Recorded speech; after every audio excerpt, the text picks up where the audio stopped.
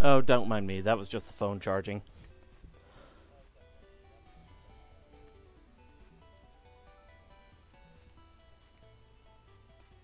Alrighty. Let's get right into it.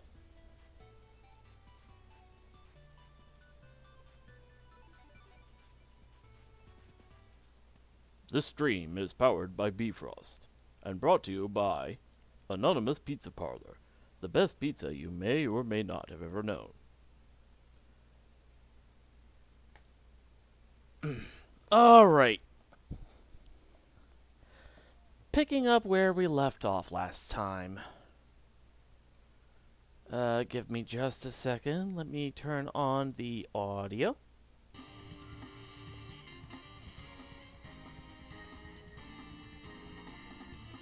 Alright.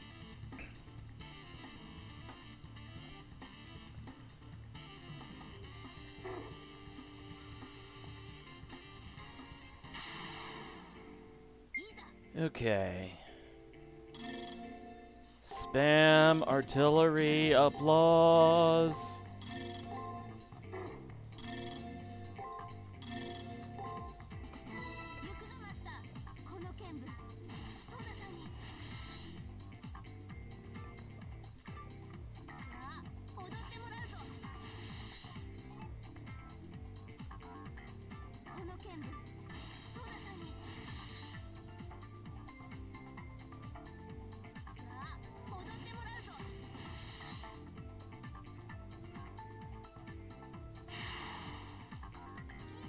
Alright.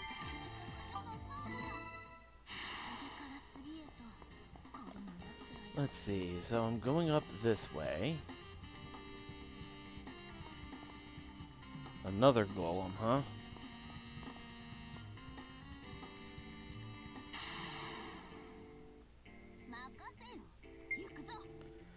Okay, let's see. Guard. Nope, nope, nope. Spam. Artillery, applause.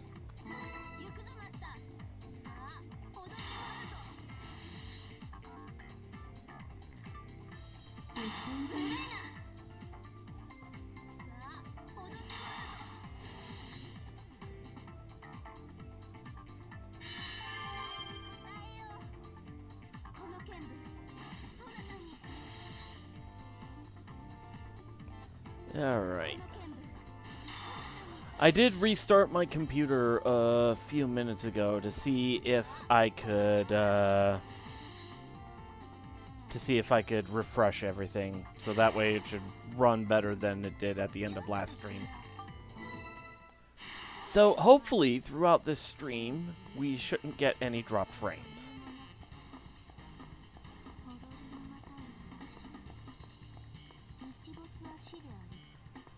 Alright.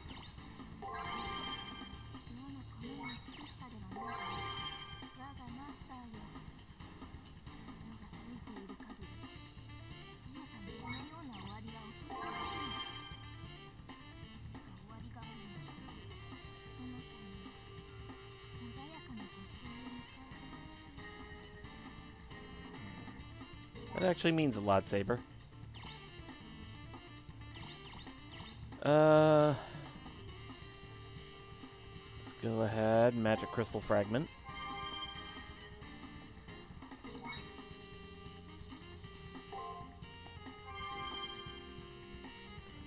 Alright, that should do it.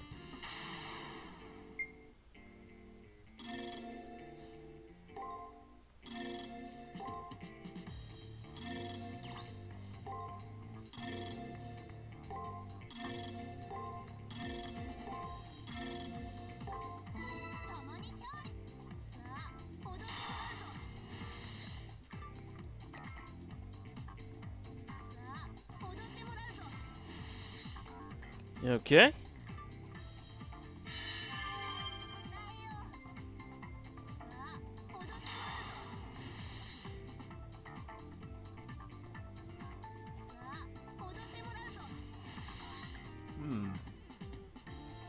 That is some good unnamed brand root beer.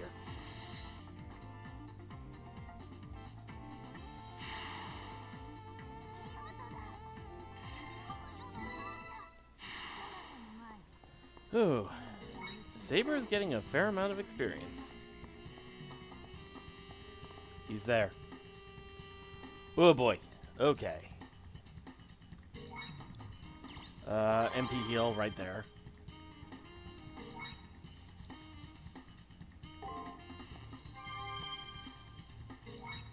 And magic crystal shard. Let's go ahead and save state. Here we go.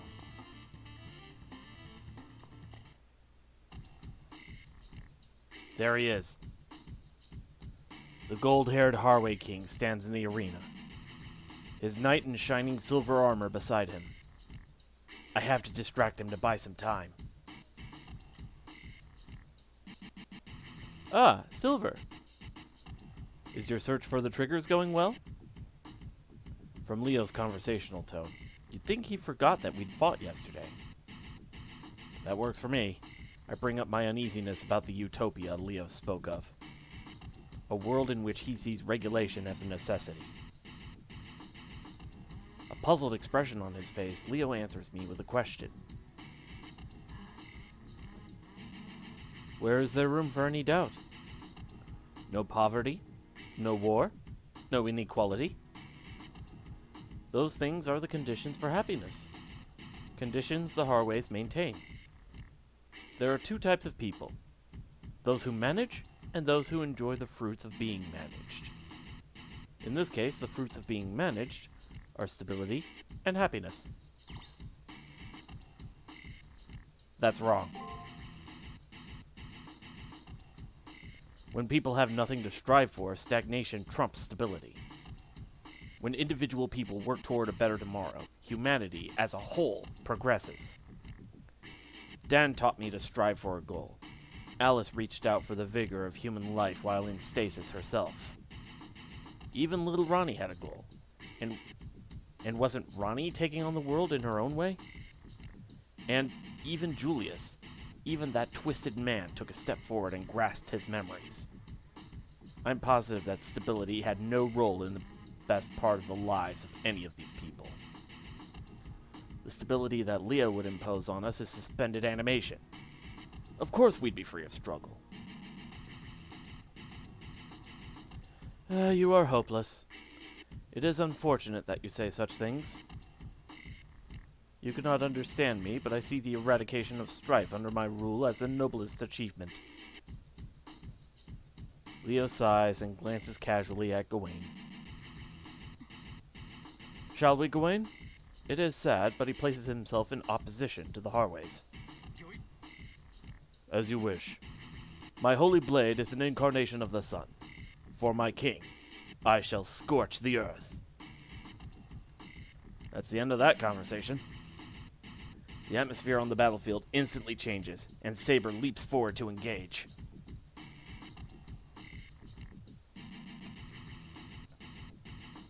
Scorch the entire earth? That's a claim even Vulcan wouldn't make. But please, break your sword trying. Whatever sort of holy sword do you have? I will show you how your boastful chivalry mishandles it. I have given my loyalty to my king and become his sword. What is wrong or boastful about that? As I said, I shall show you the error of your ways in a dance of our blades. Words cannot substitute for the truths in our swords. I will judge your loyalty. I just intended to stall for time, but suddenly the tension in the air draws tight as a bowstring. Praetor, do not worry. I am calm. We need only endure his attacks to buy time, correct? Allow me a bit of entertainment. Besides, that pretentious knight needs a little chastising. Sabre smiles, and I'm left wondering if this outcome was inevitable. Fortunately, it seems Gawain has lost its cool. I'll just have to stave him off for long enough for Reem to finish. Here we go. Moving to engage.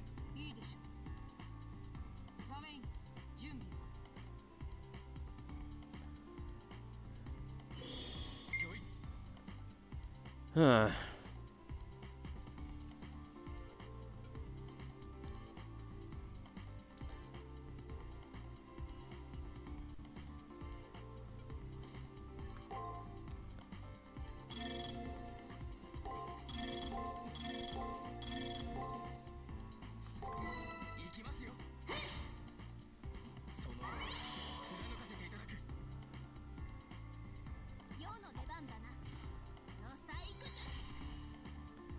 Okay.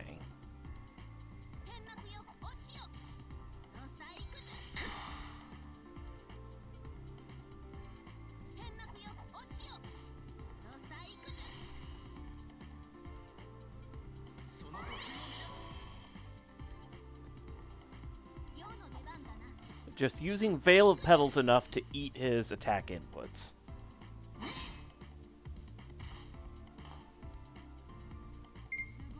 Alright, let's see. MP heal.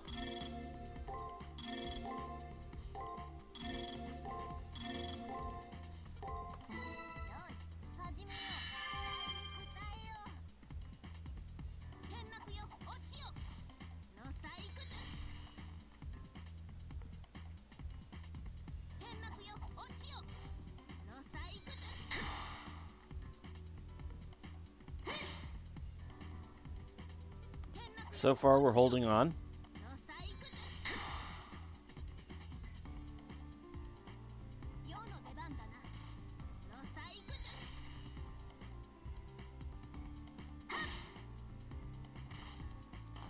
Okay.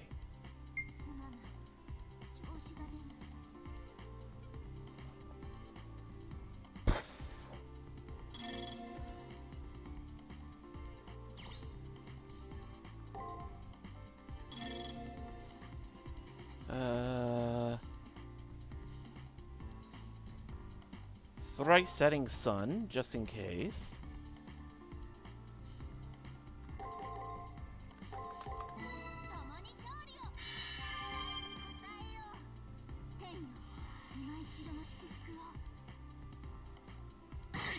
Ow.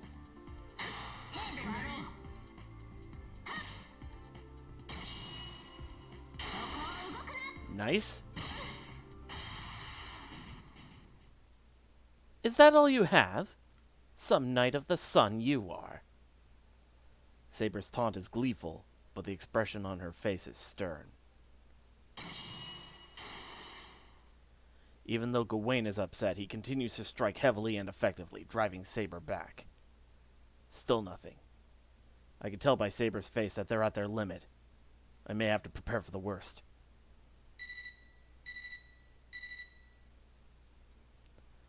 Sorry to make you wait. I'm going to turn off the sun now. The moment Reen's transmission ends, I glance meaningfully at Sabre. This is it. Fall, Knight of the Sun! With all her might, Sabre drives a single blow into Gawain. A moment later, Gawain is fuming at what happened to his body. You were just stalling for time! Ugh! What have I been doing? Huh. You have nothing but your foolishness to blame. Sabre puffs out her chest in pride as she goads him. Gawain, let's retreat for now. They are victorious today. After Gawain reluctantly lowers his sword, Leo turns to me. He's still so damn upbeat. How unexpected. Using a full third of my power, I was still kept at bay. Glad to know I wasn't wrong in getting excited about facing you. For someone admitting defeat, Leo looks positively chipper. He laughs cheerfully as he logs out. He was only using a third of his power just now. Knowing Leo, he wasn't lying. But at least I've neutralized one of Gawain's abilities. 2 days remain until the elimination battle. Can I catch up to Leo by then? Whew. Okay. And with that,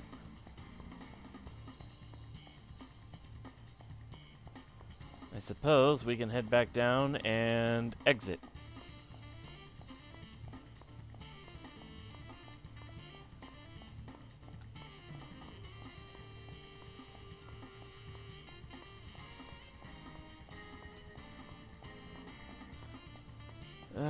Let's get out of here so that we can rest and recover.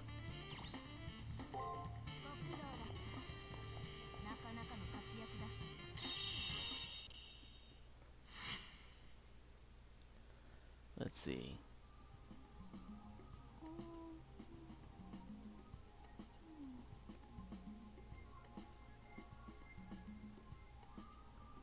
Oh, I missed a treasure. Huh. I missed a treasure or two. Right. Because of where they were in the maze. Ah. Okay. Numeral of the Saint. A condition unique to Sir Gawain's existence. During the hours between 9 a.m. and 12 p.m., and those between 3 p.m. and sunset. All of his powers increased by a factor of 3. This was related to the ancient belief that the numeral 3 was the sacred number of the Celtic gods. That does make sense.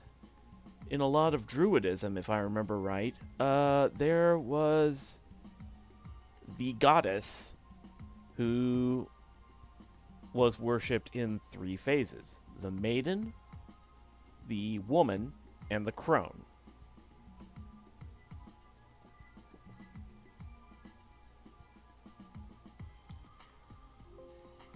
I guess they weren't kidding when they said 3 was the magic number.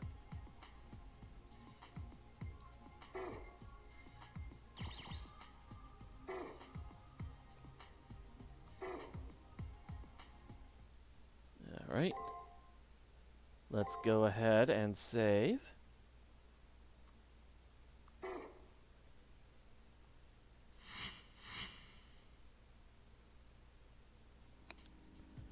Silver. I'm glad that yesterday went so well.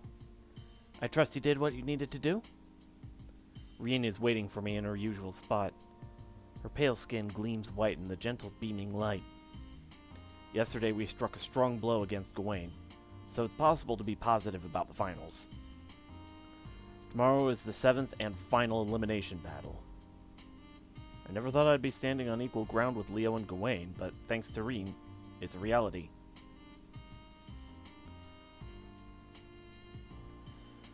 Those words of thanks are on my mind as I look at Rien. What? Hey, is there something on my face? Rien frantically wipes a hand over her face. It looks so funny that I burst out laughing. And when I do, Rien... What are you laughing at? You idiot! And to think, I figured you'd be seriously concerned here about what Leo said. I spent time wondering if Leo's philosophy had merit. However, just as Rien said before, it's not as if what he says must absolutely be true. I realized after fighting him that as strong as Leo is, he's missing something critical. That's why I can surely win against Leo. Huh. I'm glad you think so, but talk is cheap. You better make good on your words. Rien says this and smiles. Seeing that smile reinvigorates me to win and return to her, no matter what. That and, do you remember what I said before? About finding a way to get out? The odds are 50-50 as to if that will happen or not. And that's only if things go well. Once the Holy Grail War is over, promise me that you'll contact me. I don't care how or from where. This is the address I'm using for the war. I won't change it for 3 days. Embarrassment colors Rien's face as she sends me her email address to my terminal. But why? Ignoring the fact that I still have to defeat Leo, I'm still nothing but random bits of data. Isn't it kind of, well, ridiculous to treat something like me as a real human being? This guy's never played Mega Man Battle Network, apparently. Let's see. Every time someone has tried to rule the world, they have failed. What trait does Leo assume he has that those who came before do not? Leo's philosophy about one group ruling the world has been repeatedly proven to be false. Leo's destined to fail even if he wins this war. Pretty much, because even if he does win this war, and even if he does get to enact his plan, he's not really planning for what comes after. After all, no man is an island.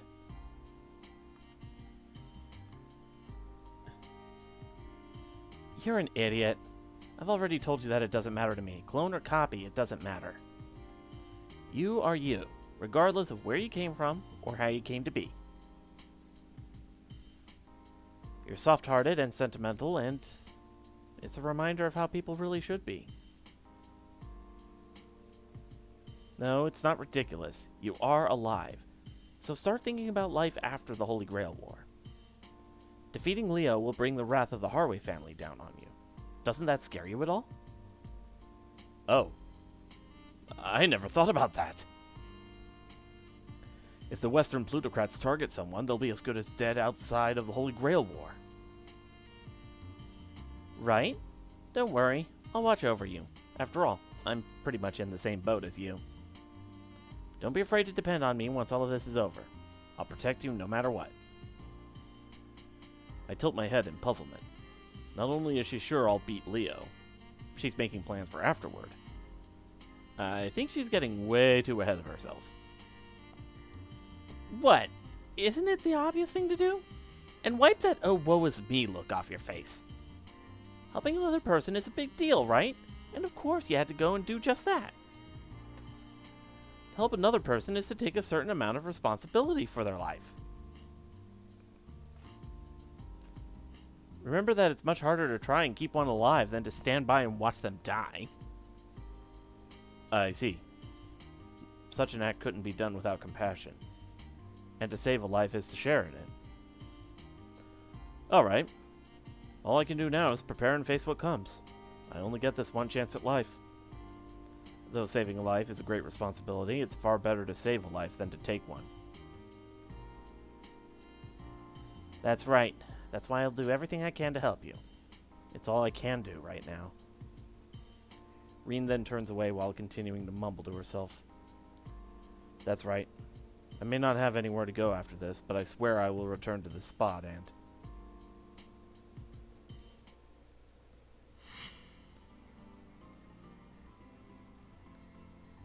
Sky's going dark. I'm nervous that I've forgotten something, making everything that I've done so far be for naught. It is the final scene, Praetor. Are you sure you haven't forgotten to glean the Cipher Keys or perform an alteration of the soul? Hearing familiar words from my servant calms me. I'd really like to save myself the embarrassment of losing by default in the finals. Just in case, I should check the Cipher Key display on my terminal. Also, I need to finish all my other preparations today. Visiting the commissary, performing an alteration of the soul, training in the arena, it's all necessary. I should do everything I need to. I can't be too careful either. Alright. First thing we should do is talk to Taiga.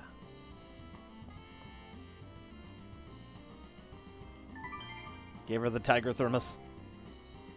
Yes! This is my precious! Take this plushie in return. No, I insist that you have it. We get Taiga's stuffed animal. Aww.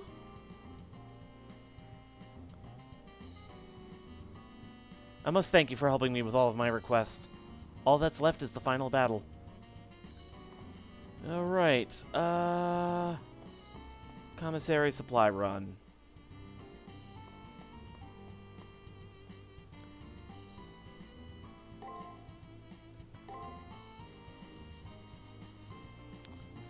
Let's grab a crystal fragment.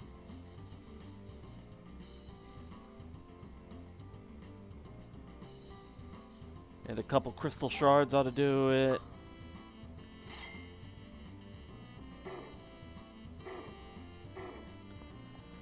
Alright, now I need to get back into the arena and get that last Cipher Key, because I forgot to pick it up after I fought, Leo and Gawain. Save stating, just in case.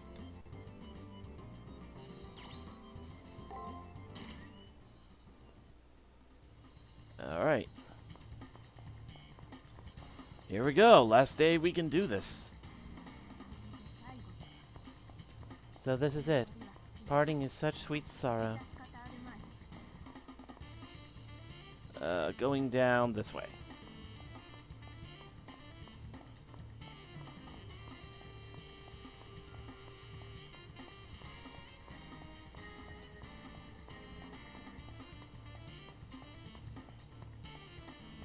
I don't think there were any hidden rooms or anything either, because I think we got 100% on the map. So we just need to go up there, grab the second Cipher Key, and then we should be pretty much ready to go.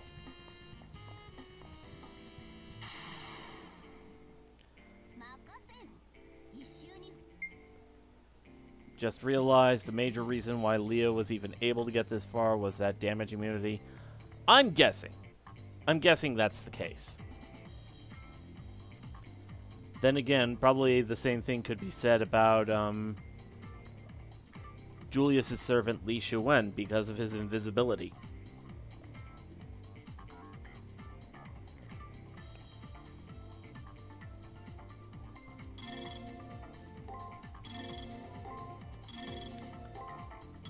With his ego, there's no way he wouldn't have slipped up multiple times.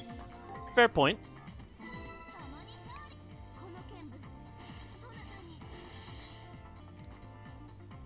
Then again, he was lucky enough to summon Gawain, so he probably wouldn't have been surprised at a slip-up or two, just as long as he was able to recover from it, which, with Gawain, someone as powerful as he is, probably would have been easy to do.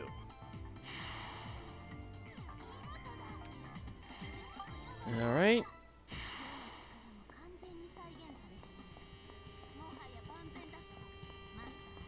Heading up here. Alright.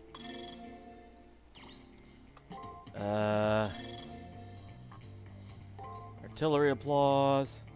Guard break.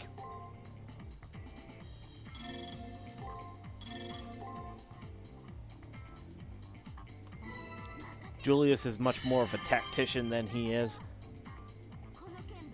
I think that's because, you know, assassin.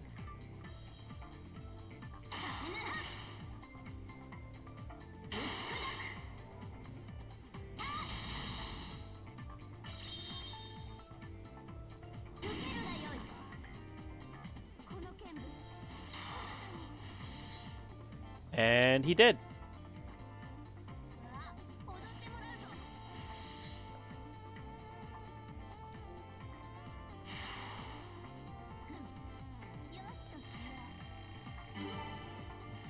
And we got it.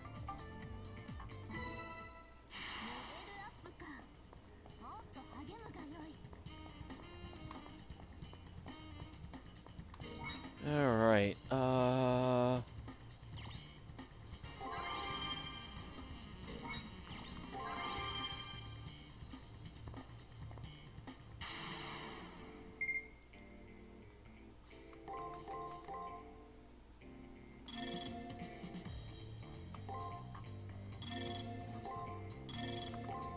I might one-round him. Nope.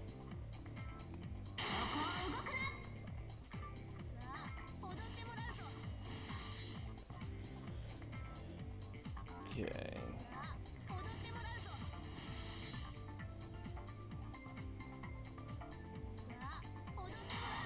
And he did.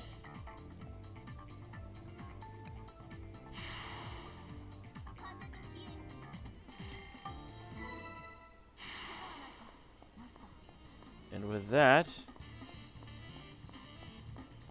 we not only leveled up, but we also claim our second cipher key.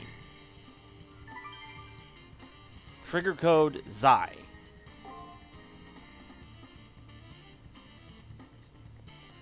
So, this is the last cipher key. Praetor, I am so moved by our efforts I could burst into song. In the Colosseum, we shall sing a dirge for that miniature emperor. No, for the sun itself.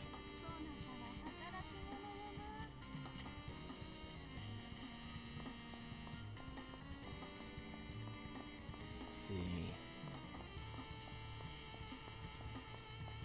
And I believe now...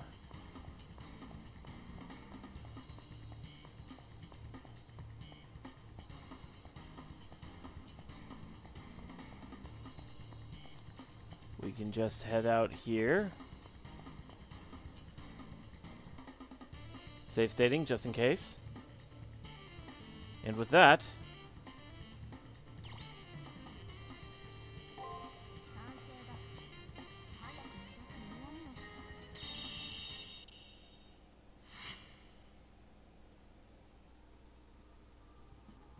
Aw, that's a cute little stuffed tiger. I'ma name him Hobbs. Well then, tonight is our last night together. Much has happened since you chose me as your servant, when I think back on it. It was wonderful, marvelous. Our story has a magnificent arc to it, one that my former self would adore. No, what gloomy talk. I cannot abide by it. Let us focus on the grand finale. Tomorrow, I will swing my sword in a blaze of glory for you. Let us present a grand finale that will dazzle all who see. Command me passionately until I am spent. All right.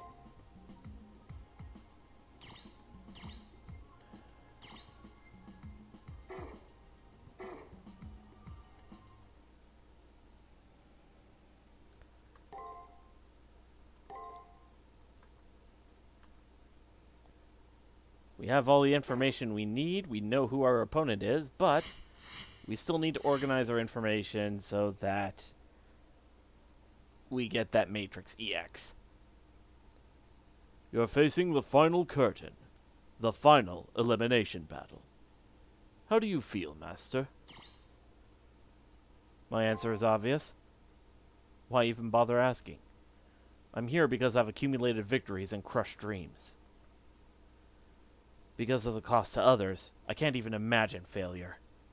Leo or myself, the one whose wish the Holy Grail will grant will be chosen today. Ah, yes. There was a certain young master who entered this tournament and has grown significantly.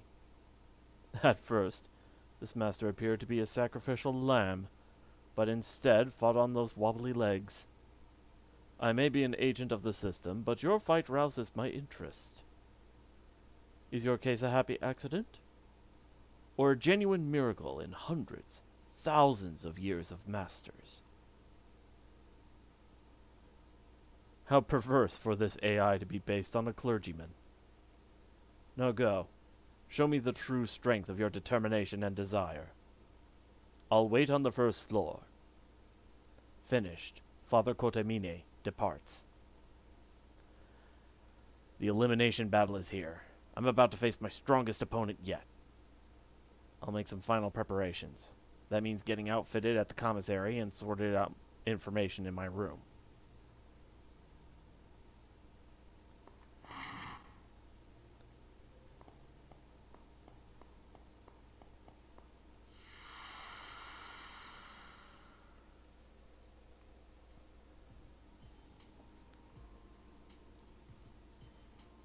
How you doing, Hobbs?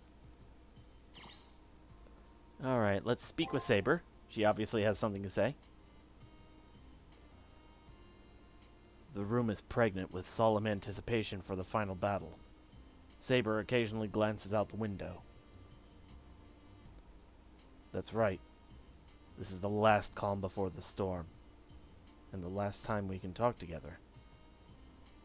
In that case, I want to know more about the life that led to her becoming a legendary soul. I see. You wish to ask what sort of person I was, Master? Yes, I promise to tell you.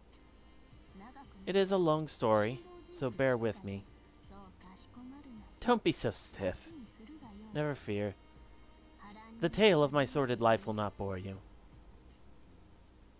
Sabre gives a small smile and launches into her story.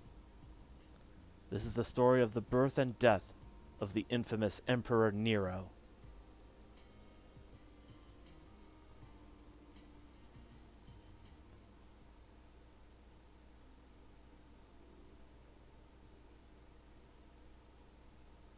She was born at daybreak. She was the end of the family line, but as the child of a weak father whom none supported, she was not to seek the throne. The first turning point of her life was with her mother's debauchery. Nero's twice-widowed mother married the emperor, her uncle, in order to make her child the next emperor. In an extreme measure, she murdered the fourth Roman emperor, Claudius, and Nero ascended to the throne.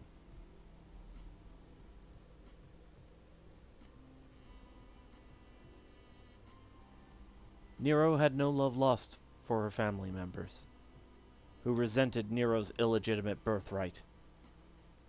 Put more accurately, she loved the nameless citizens more than her famous noble relatives. Nero decided to take issue with the depraved government and the privileged Senate. History records she was a tyrant who led Rome to decay, and she was, but it neglects to list her reforms. After claiming the throne, Nero gave out money to all citizens in celebration. She then abolished all indirect taxes. When the Senate attempted to thank her, she refused, telling them they could do so when she had earned it. What terrible irony it is that her humility would be overshadowed. The path to her reforms was rife with thorns. Conflicts with the Senate erupted over the unification of the Roman Empire's troublesome provinces. On top of that, her conflicts with her mother Agrippina became more pronounced. Nero's mother, Agrippina, only saw her as a tool to become the mother of the emperor. She was trapped by endless dithering with the Senate, and a mother who made policies in self-interest. I do not know what sort of fissures emerged in her spirit as a result of those pressures. However, as a result, she resolved to assassinate her predatory mother before dealing with the Senate. But the assassination failed, and the only thing she could do was cut her mother down publicly. This woman tried to poison me. Even though she was my mother, she had to die for opposing the emperor. It was 59 AD. The year Nero's reputation as a tyrant was cemented.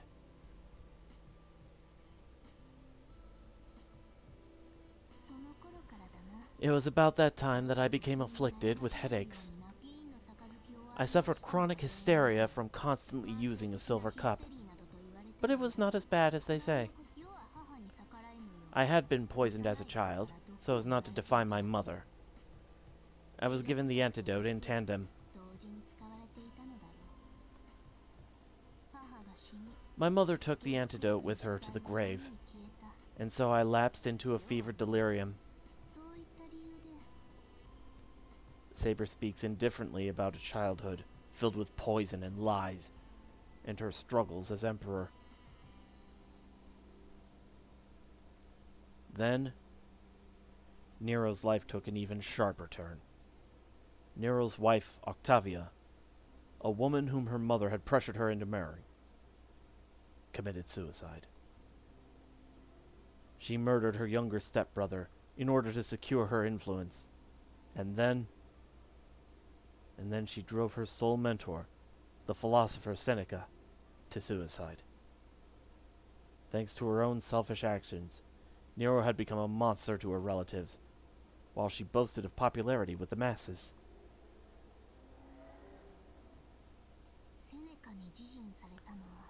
Seneca's suicide affected me deeply.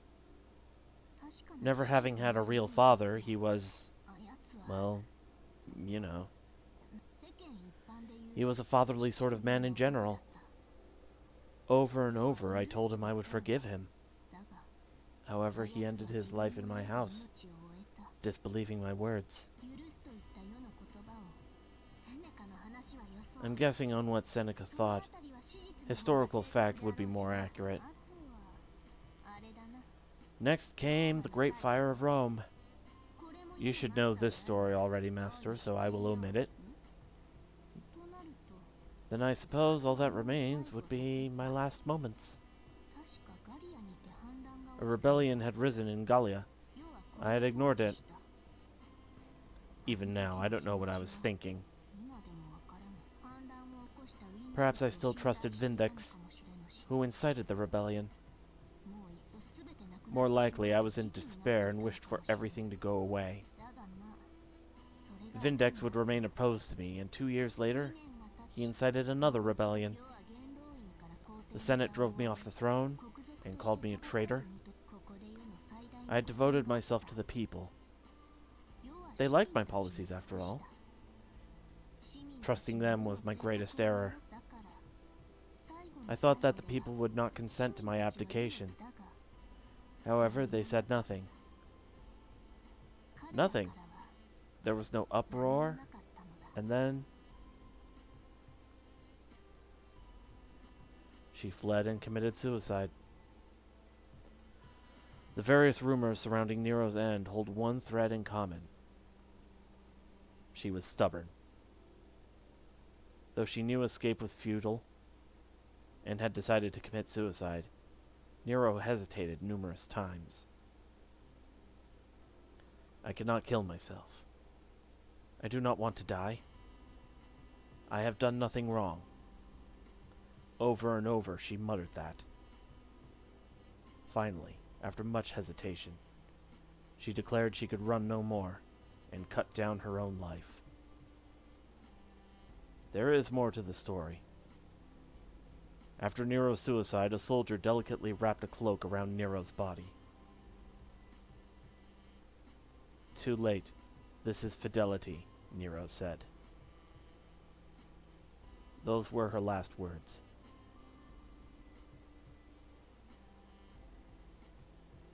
I wonder what her last thoughts were, taking her life in a villa outside of Rome.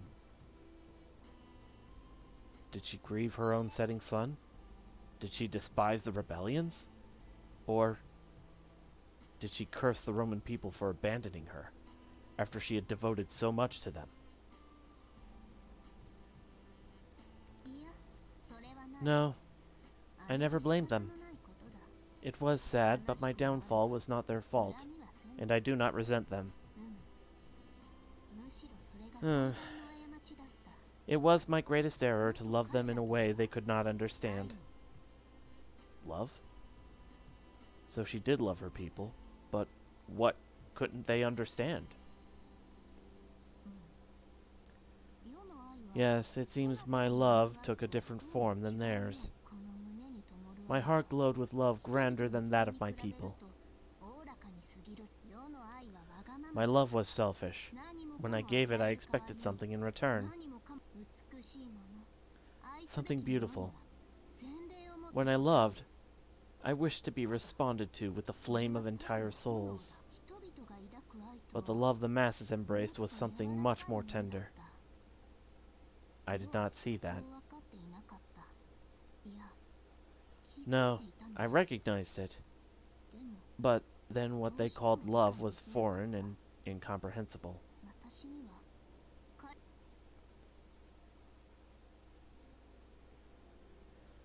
It seems their value systems were different. That's why Nero was chased from the seat of his empire.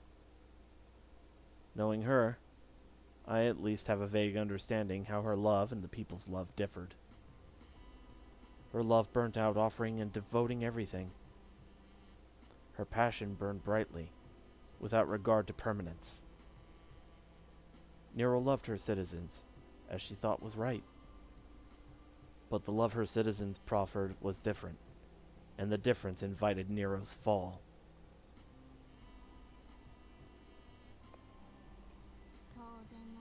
When one does not express love in a way that can be understood, one will not receive love in return. I regret that I could not share in the love that the masses embraced so naturally. Saber gazes out the window, a faraway look in her eyes. Perhaps she was thinking of the red sky and setting sun she saw in her last moments. If she couldn't share their love, then she must have been alone. While this woman could love more than any other person, she could not experience the joy of being loved. Her lavish expressions of love were not enough to satisfy her people. In the end, unloved, she tried to push the dagger into her own throat again and again. No, stop talking about that. It was shameful of me to be unable to bring myself to death. But death is frightening. It hurts. I won't have it happen again, and you should not suffer it. I sense a lie. I don't think pure fear of death dictated this woman's hesitations. She struggled because she didn't want to die. Didn't think she had done any wrong. But really, she didn't want to disappear because I have to love the way they do. That was it. She couldn't bear the thought of dying without anyone loving her.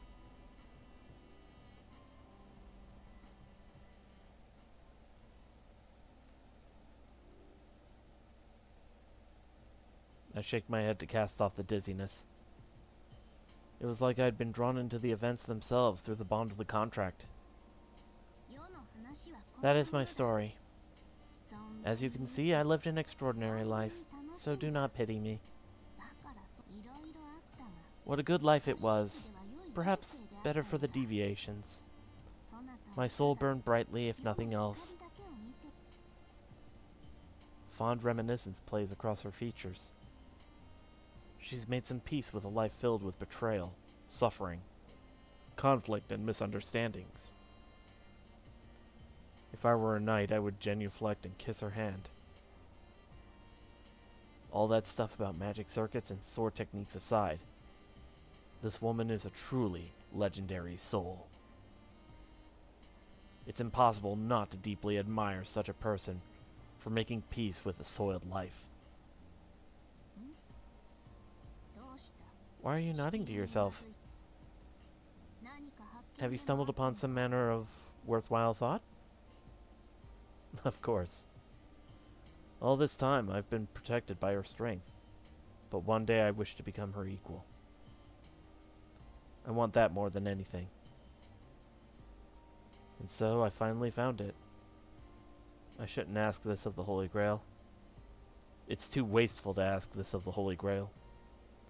It's so boring and yet so me at the same time.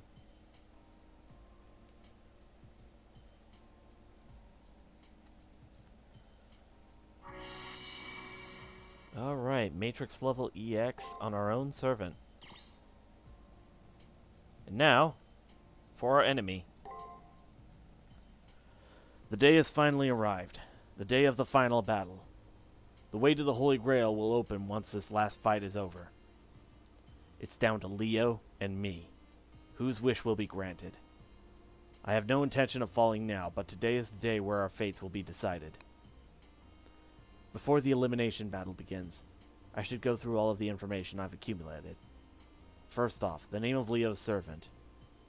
I'd better make sure I have his name right before I do anything else. Gawain.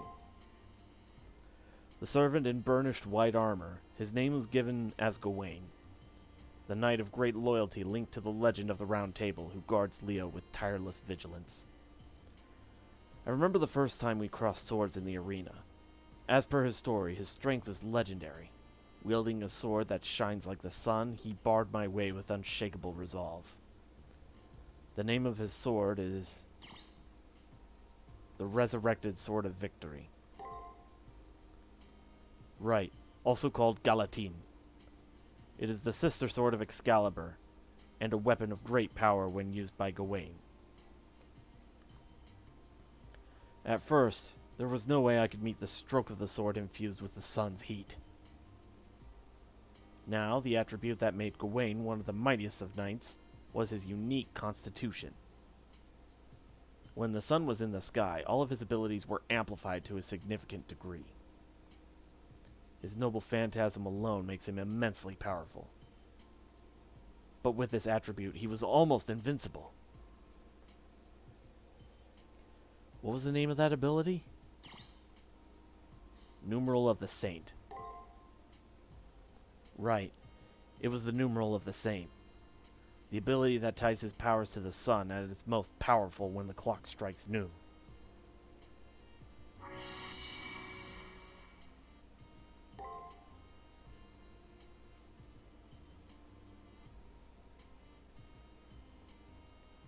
But by hacking the arena and cutting off its light, I was not only able to wound him, but also cripple this ability of his to some degree.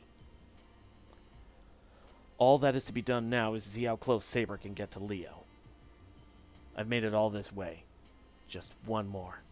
Just one more victory, and then I can get my wish granted by the Holy Grail.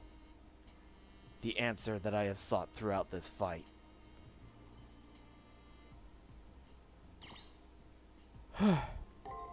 All right.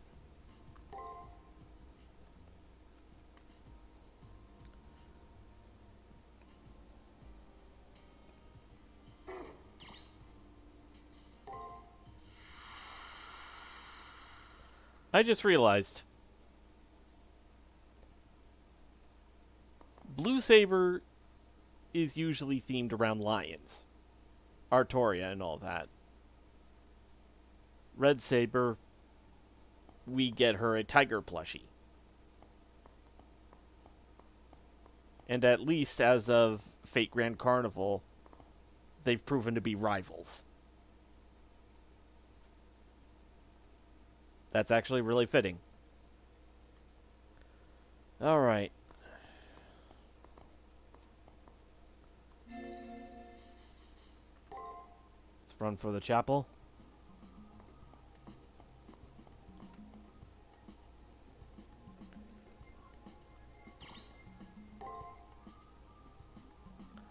Alright.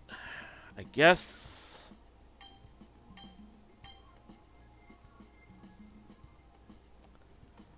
buffing her strength up a little more.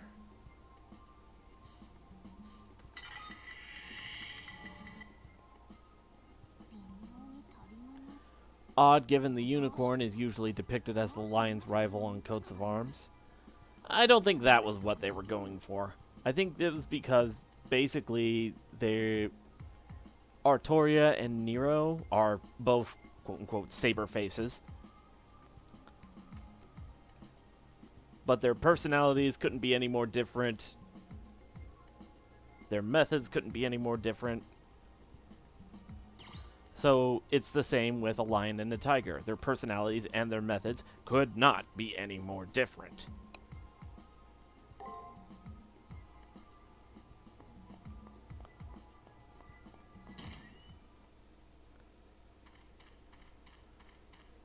And they're both supposedly kings of their respective territories and whatnot, so I'm guessing that's more what Nasu was going for.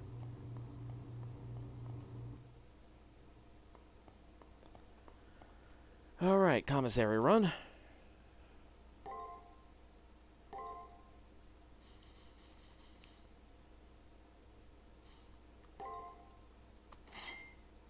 One more magic crystal shard.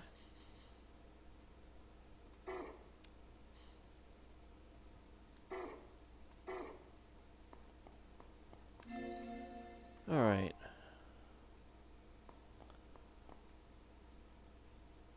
See if we can talk to Reen one last time. She's not here. Okay. Alright. Back down to the first floor. Alright.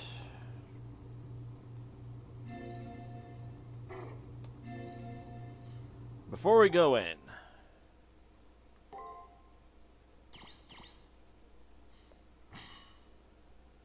Royal Prerogative. I believe in Fate Grand Order this is referred to as Imperial Privilege.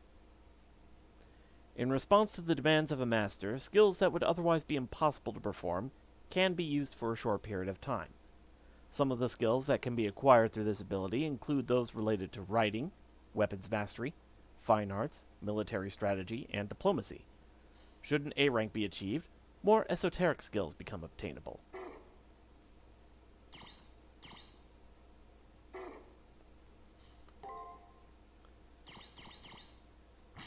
Character background. One of the major knights mentioned in Arthurian legends, and often thought to be King Arthur's nephew. A knight said to be the equal of Sir Lancelot, Gawain was frequently at odds with Lancelot due to his slaying of both of Gawain's brothers. Although pure of heart and loyal beyond question, it was Gawain's all-consuming hatred that not only led to him being stripped of his knighthood, but also led to the downfall of King Arthur himself. Although his hostility inevitably led to his death at the hands of Sir Lancelot, he realized that it was his own lack of virtue that led to Sir Lancelot's betrayal, and the defeat of King Arthur at the Battle of Camlan Hill. Up until his death, Sir Gawain was considered a paragon of knighthood, chivalrous, loyal, and gallant.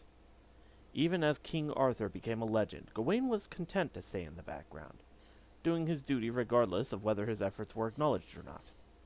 In reward for his gallantry and loyalty to Arthur, as well as his eventual forgiveness of Sir Lancelot, Gawain was resurrected as a legendary soul and, freed from the sins of his past, has once again reclaimed his role as the Knight of the Sun. Whew. And that's who we're up against. Gonna go ahead and save state here.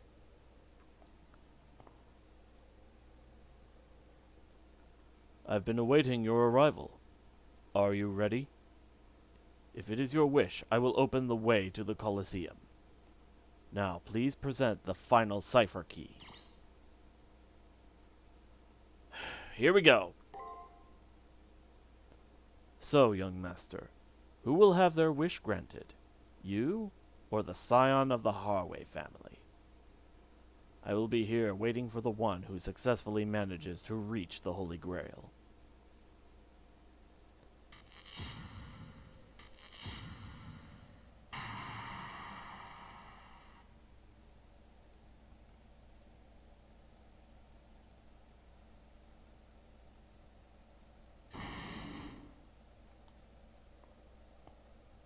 Here we go. For the last time, we step into the elevator and proceed to the Colosseum.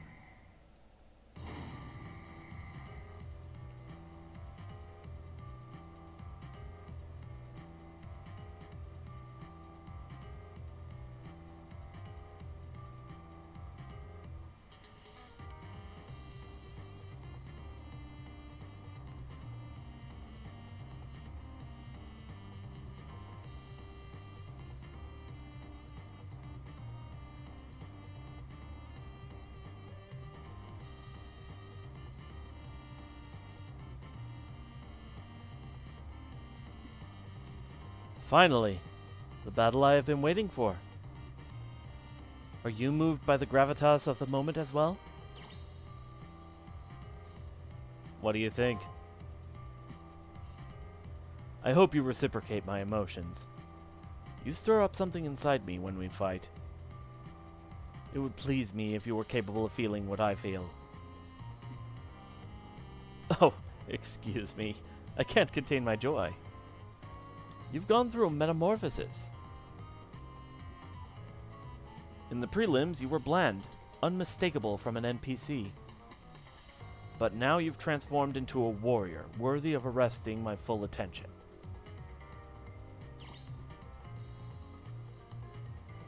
It was a long road. Yes, you've taken to the battlefield like a flower to rich soil. But the time has come for me to pluck that flower before its growth becomes unsightly. Strange, you haven't grown. I'm not sure what you're trying to imply, but it's true that I have not changed. No one expects me to.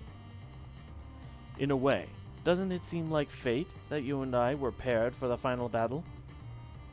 Unchanging me versus the steadily improving you. Like the moon is looking to resolve the timeless clash of innate talent versus self-improvement. This feels rather strange. I want to fight you as soon as possible, but I'd also like to speak with you longer. I'm grateful that your defeat was reserved for me alone. Reserved for you? My master has me, for goodness sake. My master isn't losing to you or anyone else. Not to insult your formidable talents, servant, but you cannot win against me. No, I'll win no matter what. You know just what to say to make me anticipate our battle even more fervently. It was definitely worth the wait.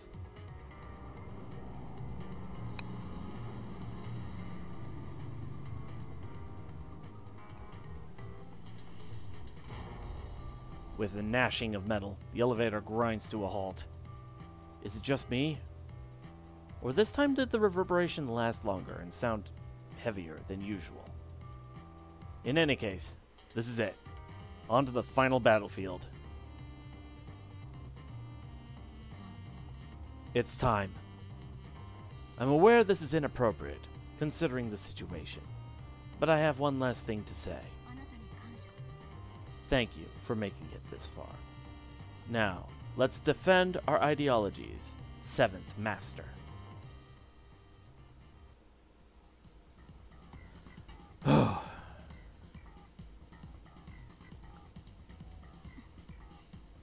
The moment has finally arrived, Silver. Although I'm afraid I'll miss you, I have to keep going. This is it, Gawain. Utilize your sword's full capacity for me. I have waited for those words. My body will be your blade, and I will cut a path to the throne for you. Well then, we've been letting you win so far, but we will no longer pretend you are invincible. Because the boy you call master is far from being a true king. You two are too innocent to win. Are you saying I shouldn't be king? You're mistaken, Saber. I'm already the king. So long as you think you are perfect, you will never realize your flaws, and you will never be complete. I pity you, hopeful heir, for you have never known defeat. Having never felt pain, your emotions are fragile and untested. If you were to suffer defeat, you would be devastated. Shut your mouth, whore of Babylon! You have no right to slander my master. Such loyalty. This is well and good, but you are a fool. You see only the perfect king. Unless you also support his politics, you're nothing but a faithful dog. What are you saying? That's a knight's duty. A knight is the sword of his lord and perishes with him at the end of his time. You can't be taking issue with that. I've devoted my being to my master. Any knight who would give less than that has impure motives. Be quiet. Bow your head to all the knights you have besmirched. Honorable as it may be to perish alongside your master, risking your life blindly is suicide. Knight of the Sun, your righteousness prevented you from correcting your master. A fatal mistake. Even if that is true, how could someone who identifies as a king understand any of this? That is where you are mistaken. I have always subjugated myself to beauty. Therefore, no matter who I serve, as long as I stay true to myself, I see nothing wrong. What? You call yourself a king, and yet you're willing to serve another? That's right. I can see you don't understand, so I will illustrate with my blade. Rainbows shine because they are illuminated by the sun. Perfect king, faithful sword, let us see your limits.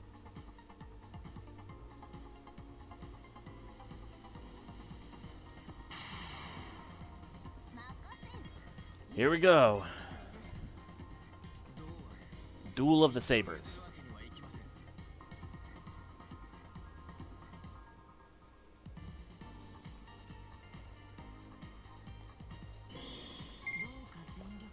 Okay.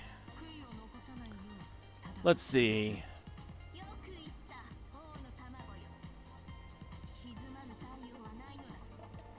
What would be a good start to this? I'm assuming that now his Numeral of the Saint doesn't apply.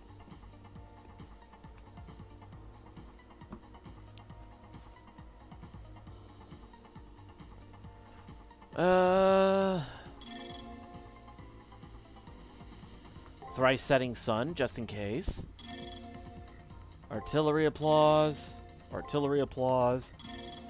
MP Heal. Guard, guard. Attack.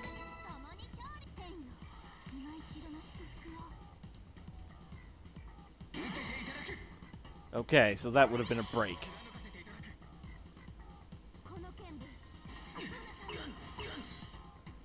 All right.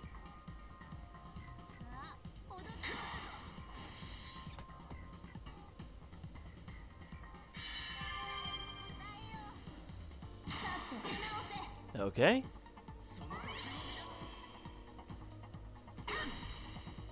Nice. Alrighty.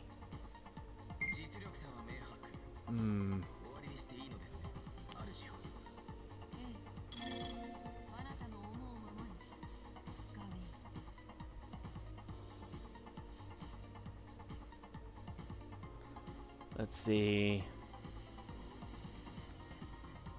Fount of the Healer. Break. Fount of the Saint. Attack. Fount of Kronos. Guard.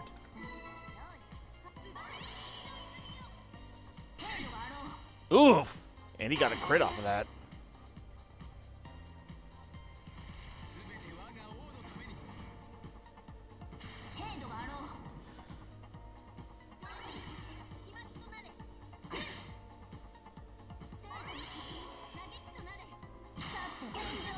All right. Turn could have gone better, but hey.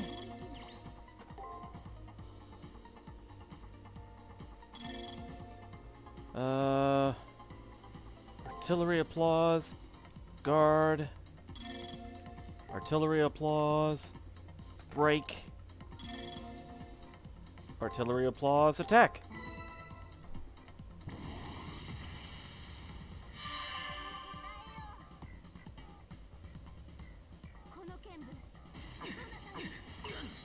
All right.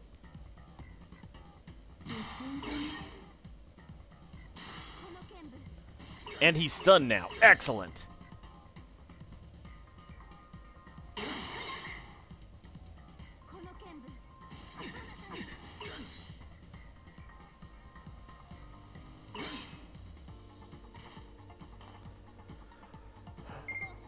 Oh, here we go.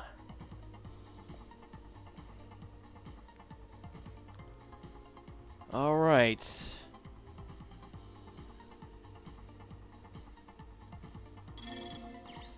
MP Heal. Theater of the Deranged. Blossom of the Court. Break, guard.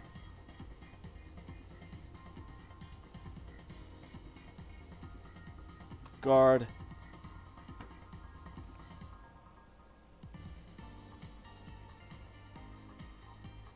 Attack. Leo having a small panic attack as he takes the most damage he's ever taken.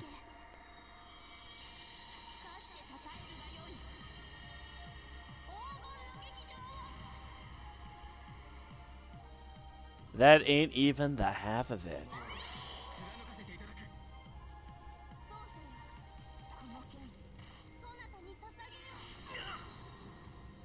Booyah! Look at all that damage.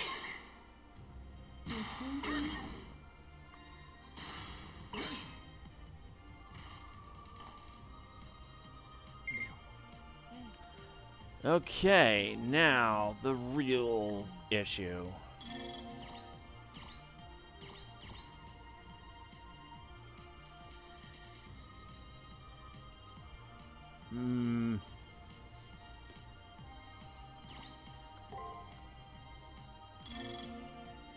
see.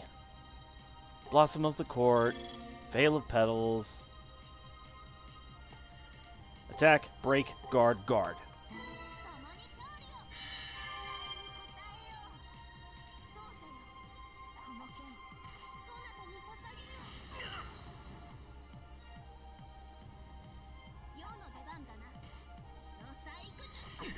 Alright. So far, we're actually doing really well.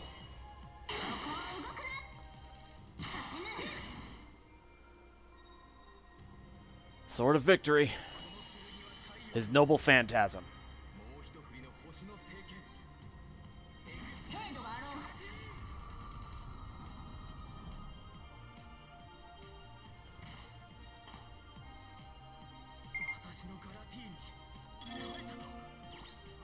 Recover.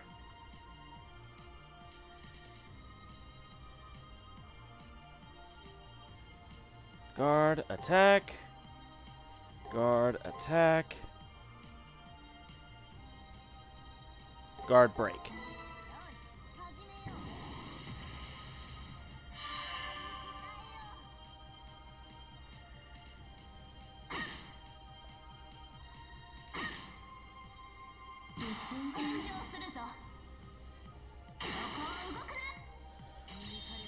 We're actually doing pretty good right about now.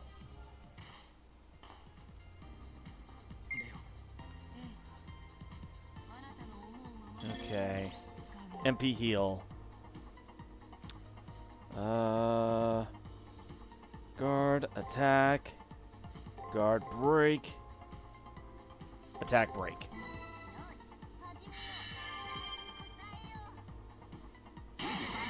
Ow. Ow.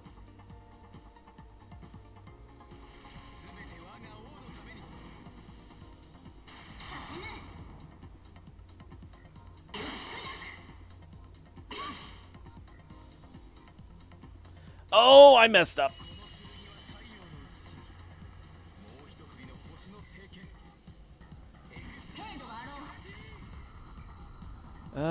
Good thing she has that thrice setting sun set up.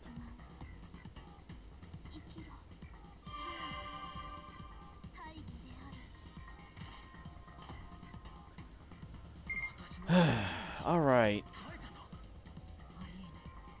I guess I'll save state here.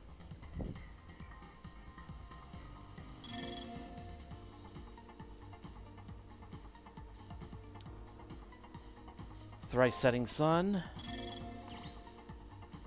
Ooh, I need...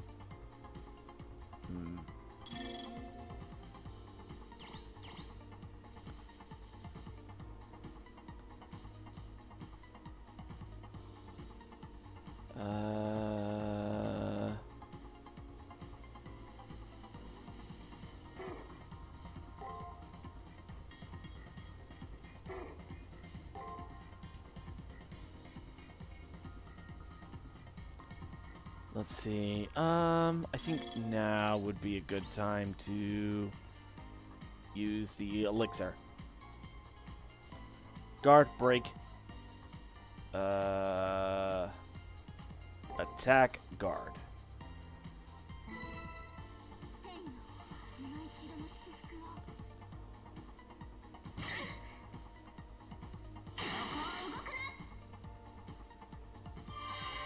Nice.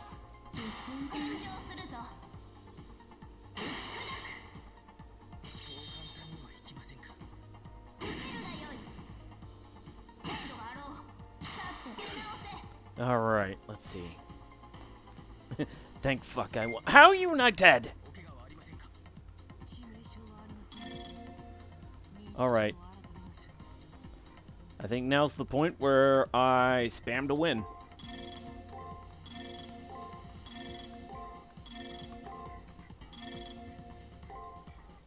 And save state just in case.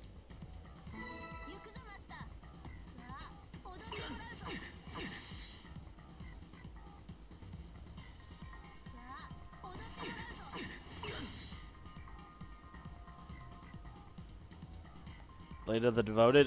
This one's gonna hurt.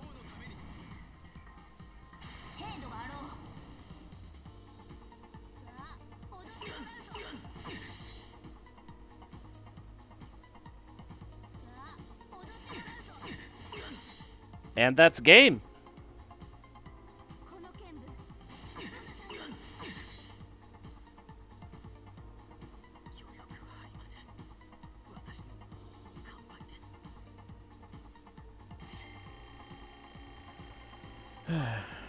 We have defeated Gawain of the Round Table. I can't feel my fingers. My arms and legs won't move. There's no strength in them. I don't understand. Even though my heart has been pierced through, it feels like the hole is filled. Astonished, Leo remains unmoving. This must be a truly unbelievable conclusion to him. While staring at his small hand, Leo's breaths become thin and short. His heart will stop moving soon. He doesn't seem to be trying to escape from the pain, though.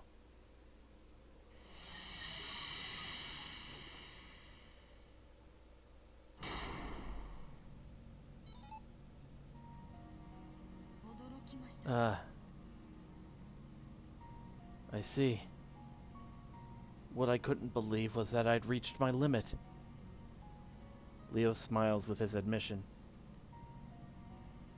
I never thought I'd reach my limit.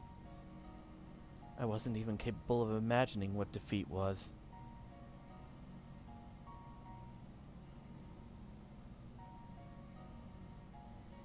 I didn't think I was flawless. I just had no fear.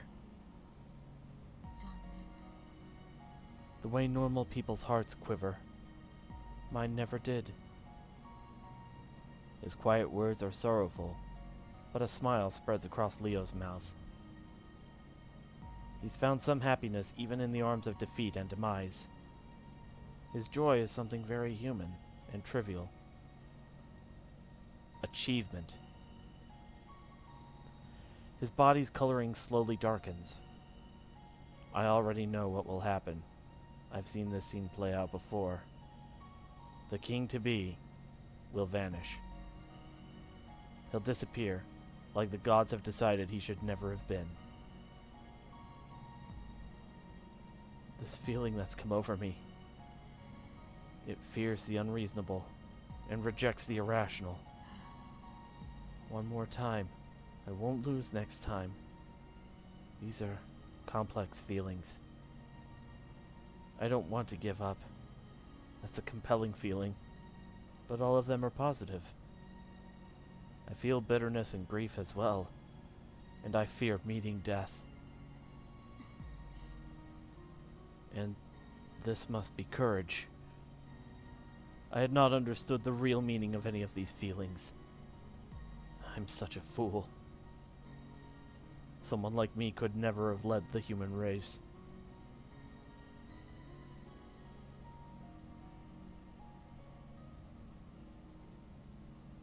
Gawain.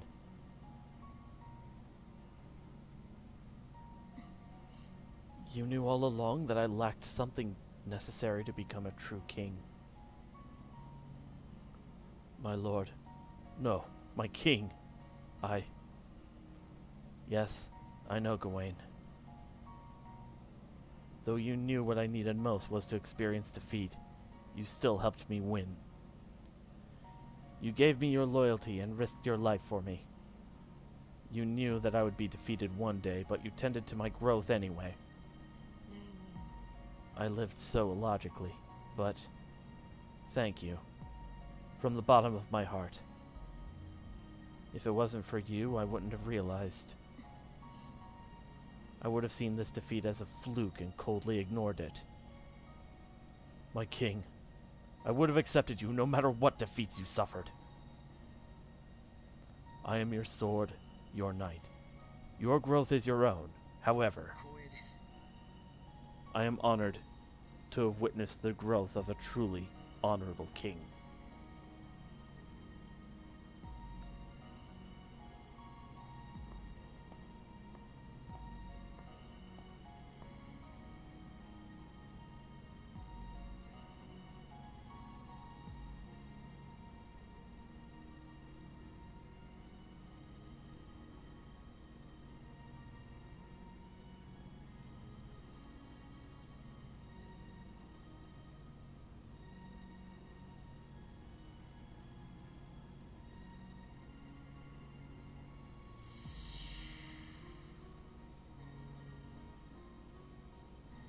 With those words of praise, Gawain disappears.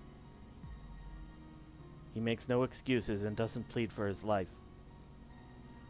Of course he doesn't. He gave 100% for Leo. He had no reason to be ashamed.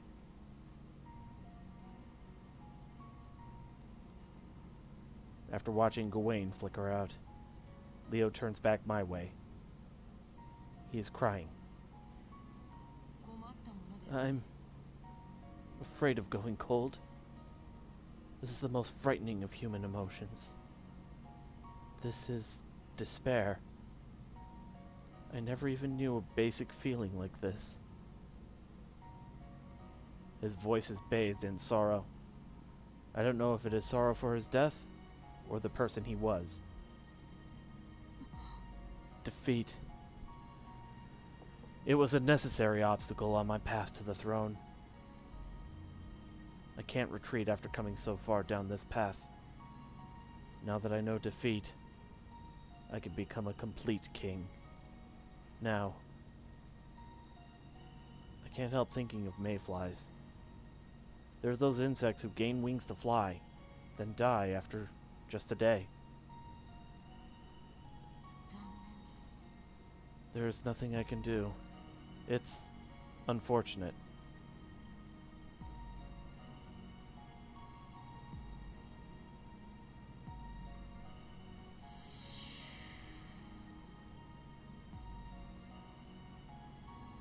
And then, Leo disappears. Gone. Without a trace.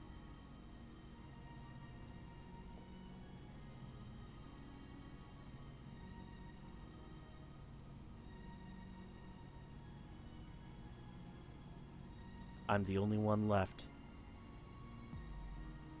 An emptiness that I've never gotten used to wrenches my heart. That was the end, though. Everything is over now.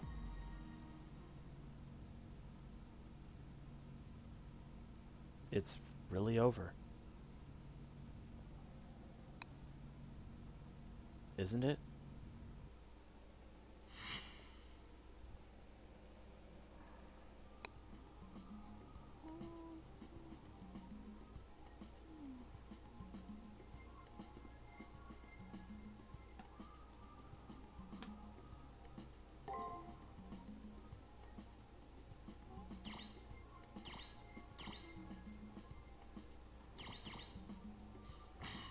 The White Knight of the Round Table. Widely considered to be the equal of King Arthur by many, and the wielder of the lesser-known holy sword Galatine. Sir Gawain was fiercely loyal to the king, or more accurately, the king's station. Unlike Sir Bedivere, a trusted friend of Arthur's, who wished only that he would find peace and contentment, Gawain's only concern was that Arthur maintain the throne of Britain. If King Arthur was seen as the personification of the moon, then Sir Gawain was the harbinger of the sun. He was frequently compared with Arthur, although Gawain himself ignored these comparisons, and devoted himself to serving his king to the best of his abilities. Though loyal to the end, his irrational hatred of Sir Lancelot proved to be his and Arthur's undoing. Though Arthur eventually forgave his wayward knight's transgressions, Sir Gawain could not find it within himself to do the same until the very last moments of his life, and only after being stripped of his knighthood, excommunicated from the church, and causing the downfall of his sovereign king. With his dying breath, he swore that if he was ever given a second chance at life, he'd support his king, no matter what.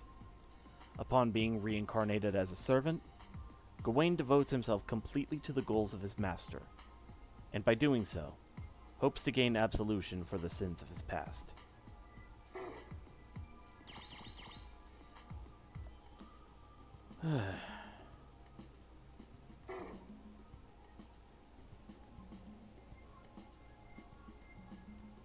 That was a tough fight.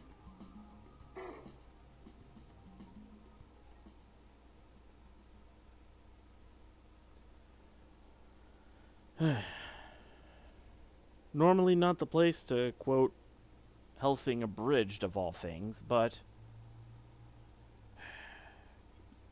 you were a good boy, Leo Harway. Shame you turned out to be such a shit man.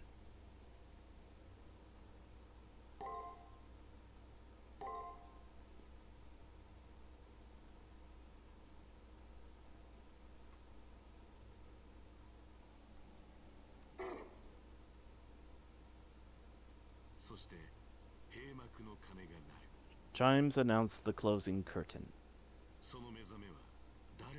Whose awakening was it?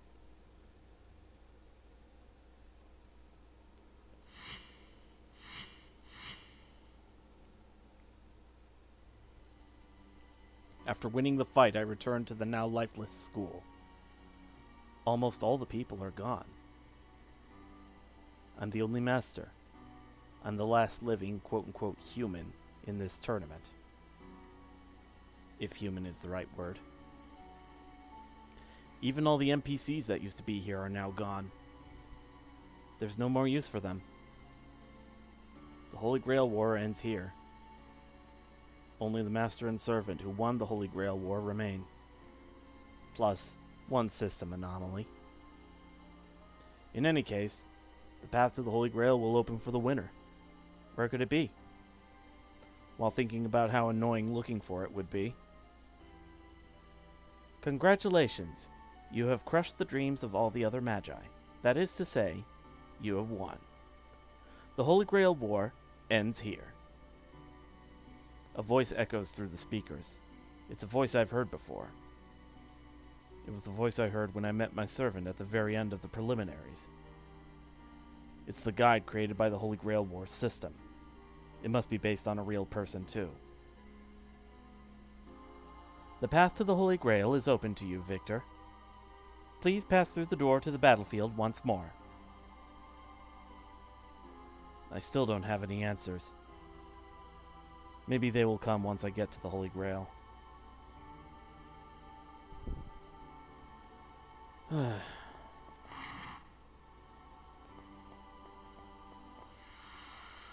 Anything else said in here?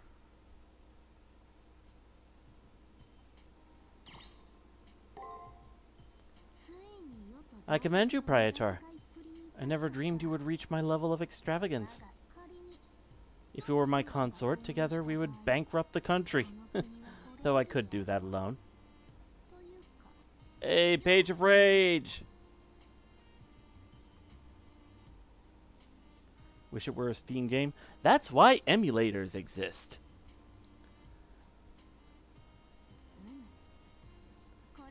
Still, marriage is not an ill-suited word to describe this newly formed bond between us. Is this the birth of Bride Nero? Well, we'll see what's going on. Following your example, I will try to increase my magic consumption through improved skills. My power will ripen as a result, but I still expect to receive a tithing of items from your hands. You'll get that, and also all of the head pats. Artillery applause changed to thunderous applause. Alright. So that is all Saber has to say to us.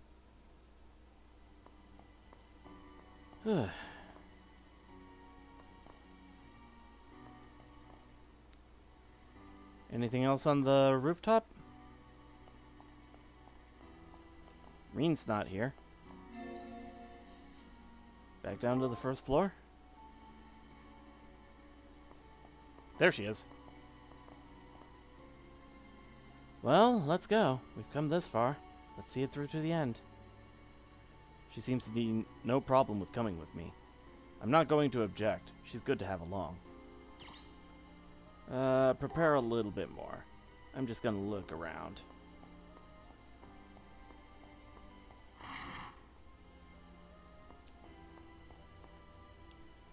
Congratulations, Silver. It made me very happy that you kept coming to see me throughout the Holy Grail War. Even if I didn't have much of a presence in the game. But if that's the role the Mooncell wished for me, it would be silly to complain. Alright. My parting gift to you will be a lunch. Huh? Oh, please don't make that face. I haven't put anything strange into it. Alright then. I wish you the best of luck. Sakura's supreme lunch.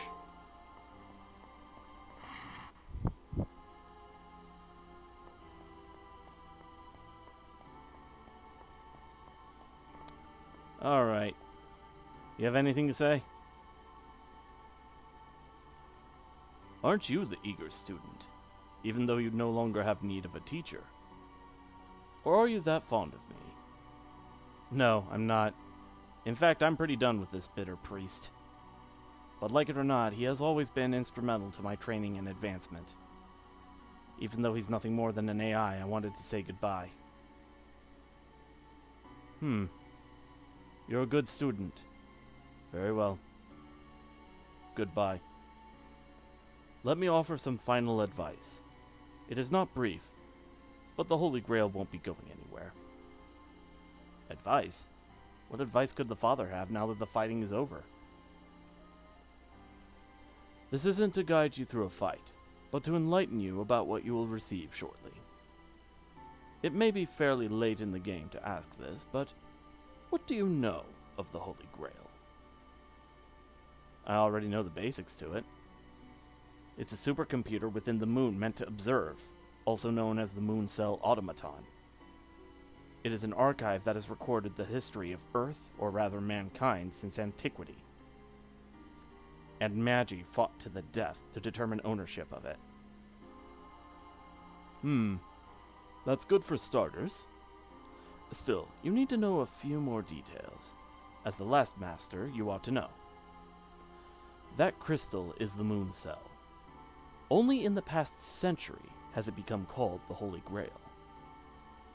An all-purpose wishing machine. Who decided the Moon Cell would only observe, I wonder? Forcing other functions upon what is primarily an observation device is generally impossible there.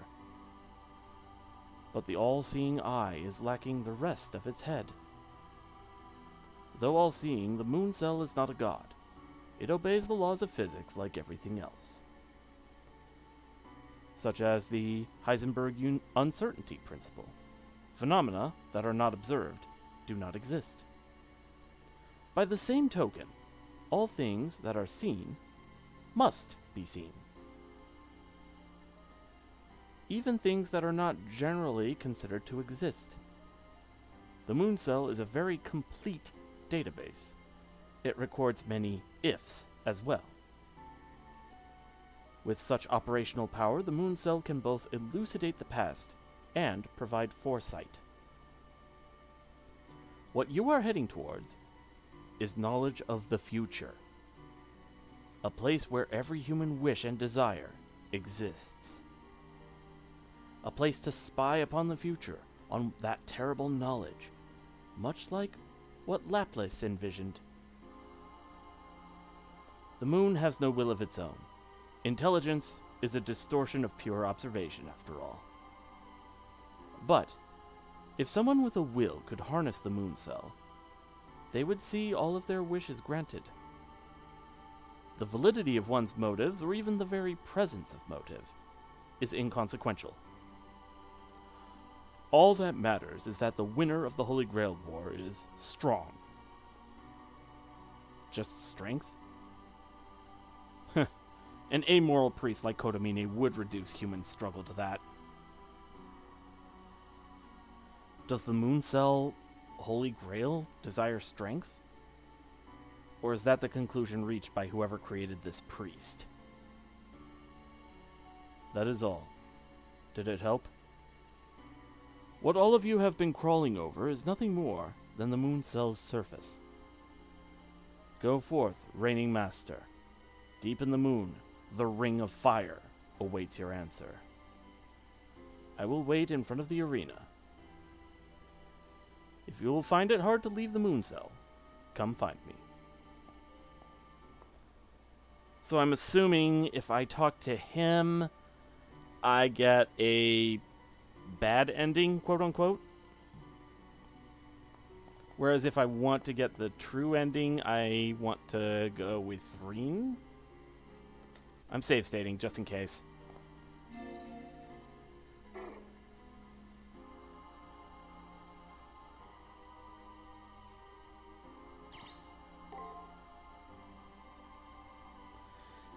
The entrance to the battlegrounds is still the same dreary elevator.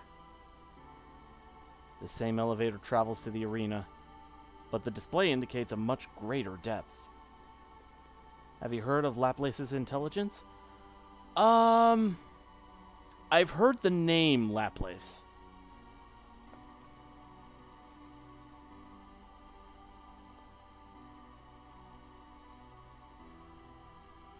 Once I'm inside, the doors close heavily, and the rectangular box begins to move.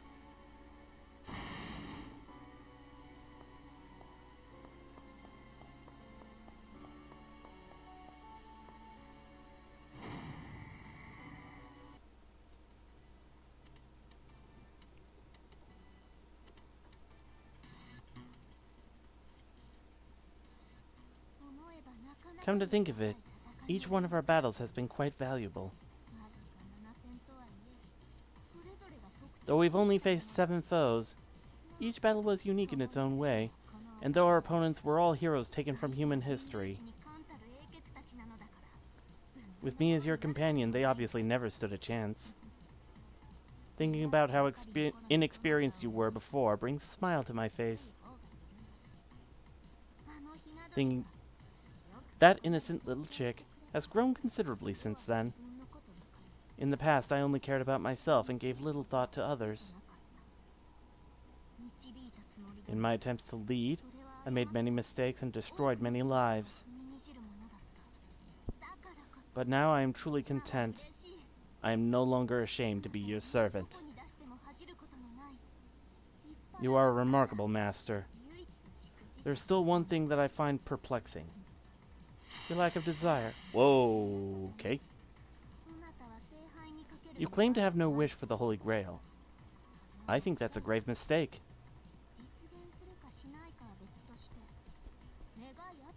Regardless of whether your wish has merit, I missed that bit, you do well to follow my example. Even now I enjoy life to its fullest. Also, I get a great deal of pleasure from looking upon your smiling face. That is how much I've enjoyed the battles we have shared. For me, who has never been loved, our time together has been precious.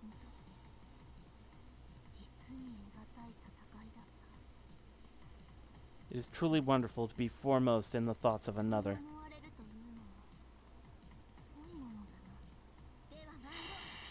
You who mean the world to me, let's go. May you defeat all who oppose you. For that reason, that I will temper you by subjecting you to endless torture.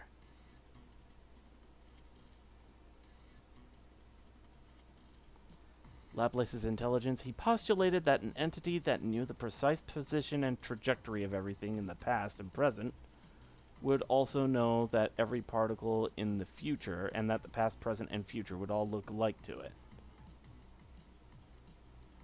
So basically, Laplace's intelligence is the ability to see a pattern, so that for the actions that have happened in the past and are happening currently, you can predict what's going to happen in the future. Is that right?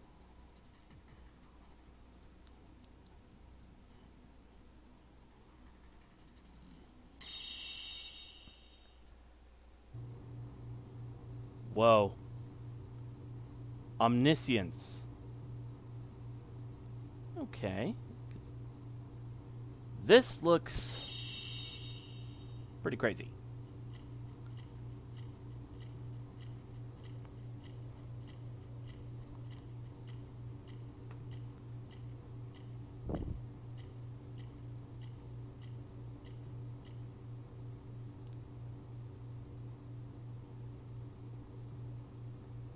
It's an incredibly vast room.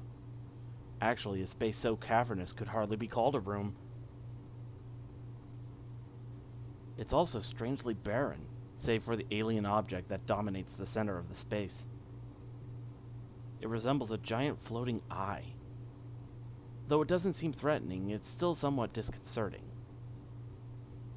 The artifact of an alien civilization. The reason for its creation is beyond human comprehension.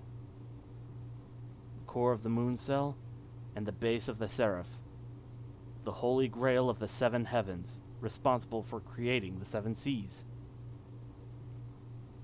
And in the space where the holy grail is enshrined, I can feel a sense of discord and dissonance. In front of the holy grail is a jumble of skewed stone pillars, which only adds to the tumultuous atmosphere.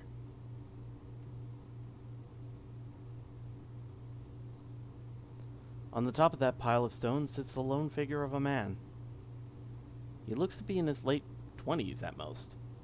His expression is blank enough to be totally unmemorable, but as an NPC, he doesn't need to make an...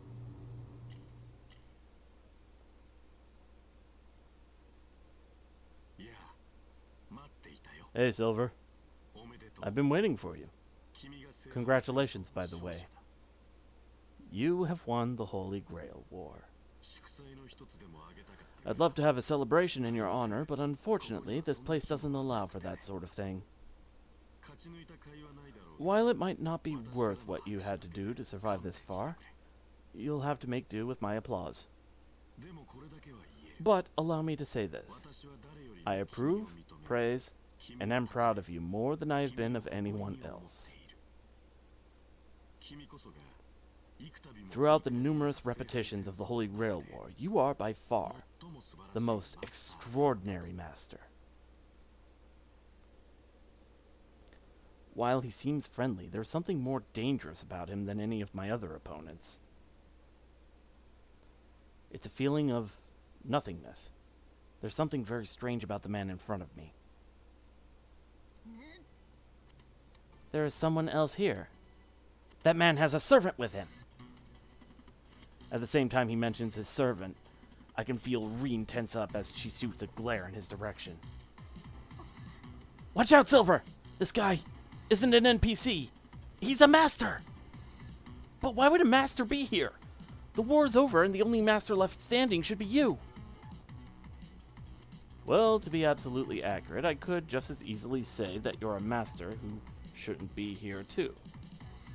How can a master who is defeated still be alive and present in this place? I must look into this later. Well, that's an issue for another day. At least one rule will still be enforced. Only one master may leave. And unfortunately, you are the one who will disappear. I advise you to enjoy what little time you have left. Now that's settled, I'm pretty sure the question on your mind is, what are you, right? A pertinent question worthy of an answer. Of course, I am both an NPC and a master. To be more accurate, I should say, I was. Was? You mean you became a master after being an NPC? That's... She briefly glances my way, her eyes wide with shock. I suppose a more thorough explanation is necessary. The story's kind of long, but please bear with me. First, allow me to introduce myself. My name is Twice H. Peaceman, but please, just call me Twice. Twice? I thought you being a cyber ghost was just an urban legend, but to think it's actually true. Everything I've learned about you paints you as a person who hated war and was dedicated to saving lives. This massacre, you of all people, should detest this war. But considering how you are now, it's... So that's how history sees me, that I detested war. That part is definitely true. I hate war and will not tolerate its existence in any form. Not even the Harways are exempt from this fact. However, that truth only scratches the surface of my beliefs. Much like the moon cell, it seems that a single well-known function has erroneously defined my true ideals. It began when I was a student and obsessed with the history of humanity.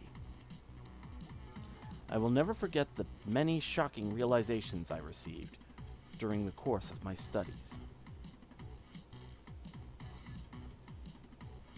The betrayals that make up history, combined with severe shell shock, gave him an abnormal hatred of war. Allow me to clarify. By him, I mean Twice Peaceman, and he was, in fact, incredibly ill. When he saw any image depicting war, he was overcome with overwhelming panic attacks. It was almost as if he would get severe heart palpitations and his blood pressure would skyrocket. From that day he, meaning me, was consumed with an unease that became almost painful in its intensity. Even after becoming a scientist, he still risked death to save others because of that unbearable pain. That's the whole of it. What drove him during his time in the mortal coil was not a sense of righteousness. What drove me was one simple question. Why was I the only one who seemed to hate war? As I said, Twice was ill.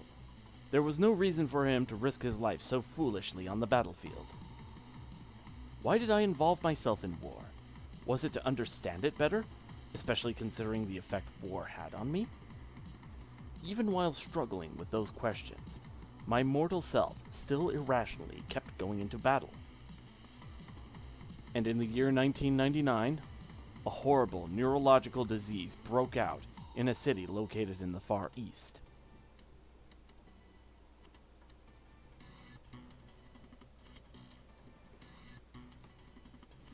Based on the available evidence, the cause of the outbreak was a biological weapon created by terrorists. Twice was called to the city to treat the victims of the attack when he was caught in the major attack himself.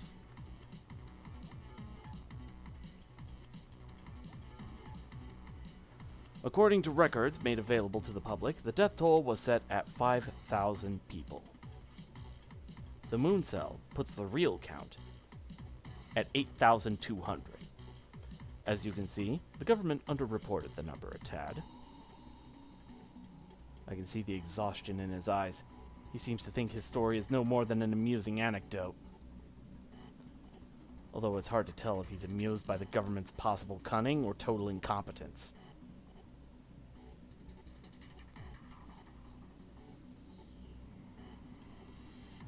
Anyway, that's when the person I am patterned after, died.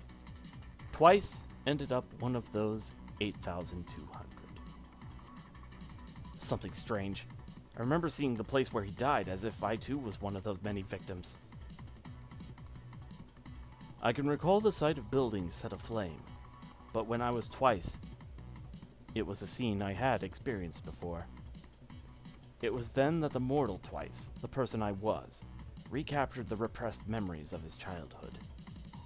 In the 1970s, there was a clash of ethnic groups, arranged by major powers as a war by proxy. Twice was orphaned in the conflict. The place I remembered was hell. Everything around me was collapsing. Everything fell without any sense of morality and without any acknowledgement of the value of life. And there lies its brilliance. The young Twice must have concluded that life itself was truly a miracle. All that remained of that epiphany I've already told you. Anyway, Twice was adopted and became a doctor. And though I tried to forget the past, that one fundamental truth was burned forever into my soul. Twice despised war more, and it became his intent to kill war itself. I got involved in war in order to end it. So we got the Senator Armstrong debacle. Senator Armstrong logic from Metal Gear Rising. Using war as a business to end war as a business.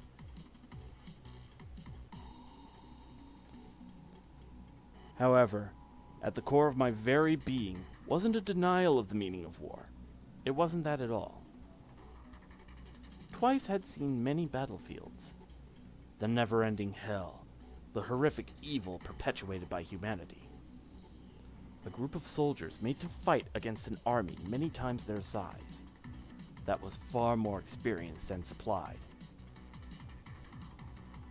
Forced to flee from guerrillas, a girl of 5 travels on foot through a jungle that few could hope to survive. innocent victims of violence who rebuilt their village and their lives without help from anyone. I find that odd. Even though I hated war, I saw a great deal of strength emerge from the conflicts I witnessed. Now that I think of it, the mortal me was the same. All of Twice's great works were born of war. The many revelations, the uncounted number of rescues, none would have happened without the hell that is war. All the mortal me really did was bring back a number of things from the depths of hell. And in the end, I was a victim of a terrorist attack. But as I was dying, it all came back to me. I saw the burned fields of my home and recalled the tenacity that helped me go on, even as everyone else died. Yes, 3 seconds before my heart stopped, I finally received an answer to my question. It was never denial. What drove that Twice repeatedly into hell was because I, who eventually fell victim to violence, could no longer consider war the ultimate folly of mankind. Nothing can be hidden from the moon cell, and it records all it observes, including my final thoughts. As time went on, I was reborn as an NPC based on the record of my mortal life, just like any other NPC here. They may appear human, but are nothing more than puppets playing assigned roles. I was the same. However, you managed to gain self-awareness. But how? And why? Maybe interacting with so many masters combined with my skills as a spirit hacker pushed me into consciousness. More likely, it was just an anomaly born from a single near impossibility. How it happened, I cannot say. However, once I gained true consciousness, the only thing I could do was act as Twice Peaceman would.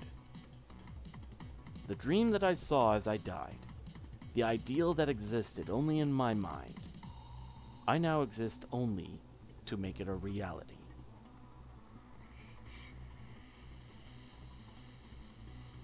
So what was the dream that the mortal Twice saw as he died? Endless war, of course. To see mankind engage in a grand war of mutual extinction. He says this last statement in a matter-of-fact tone. There's no hint of insanity visible in his eyes. Naturally, and with obvious sincerity, he can somehow utter such a statement of absolute madness. The future has been corrupted. That is the conclusion I've come to after studying the Moon Cell's records. Anyone with a brain can see that the world is doomed. Humankind has long since passed its adolescent stage. Man was still maturing in the 1900s.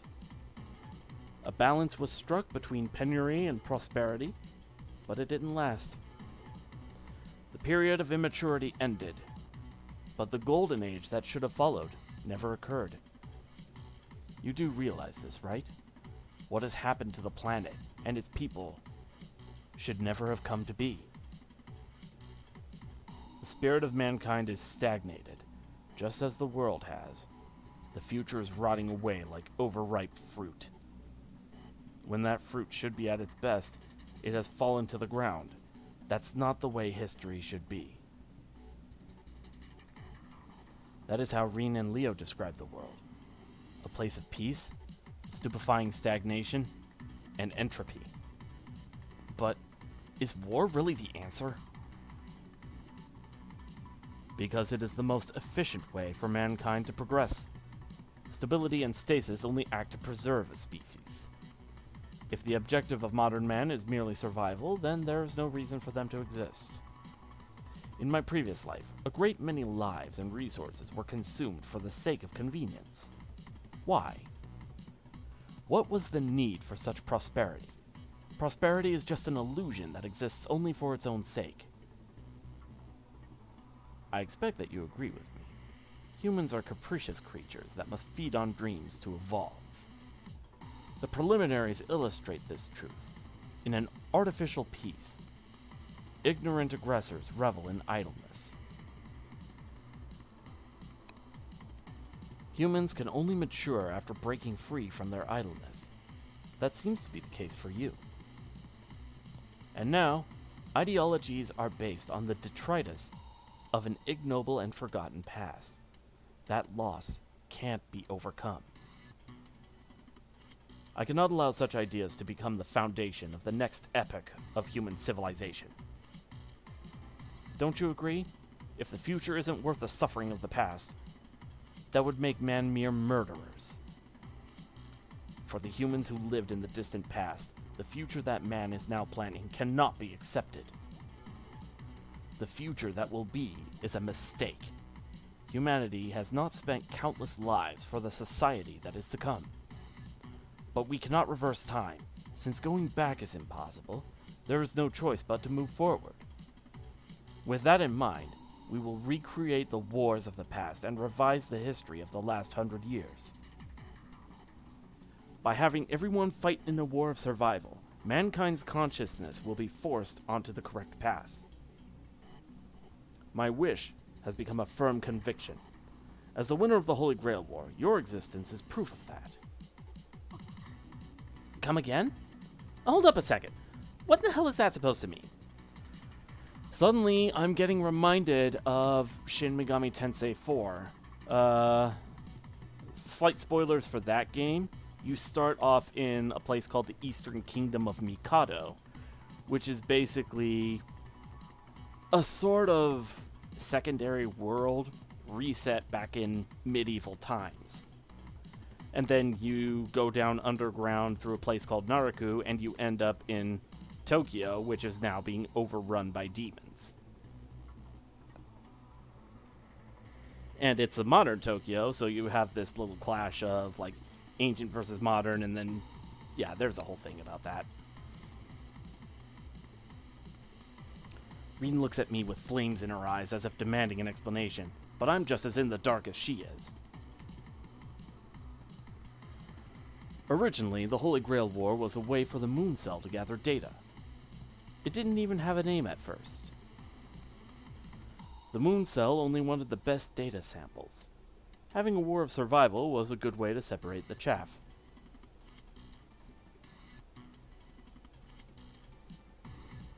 However, up until now, the Magi who came here made excuses for their actions, but still killed, then fled. Truly an atrocity, wouldn't you say?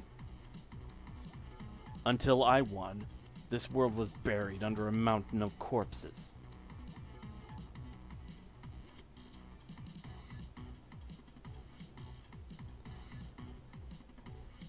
After all, being an NPC, I get the luxury of continuing on, even if I die. Yeah, because people die when they are killed. Sorry, had to make the joke. I watched their fights as an NPC, and when I became conscious, I fought battles of my own, weak though I was. After several dozen fights, I finally reached this elevated seat. After that, my story becomes simpler. Manipulating the rules of this place, I created the Holy Grail War. A battle of survival from which only a single person may emerge victorious. I remade this world into a place where the limits of human potential can be pushed beyond one's imagination.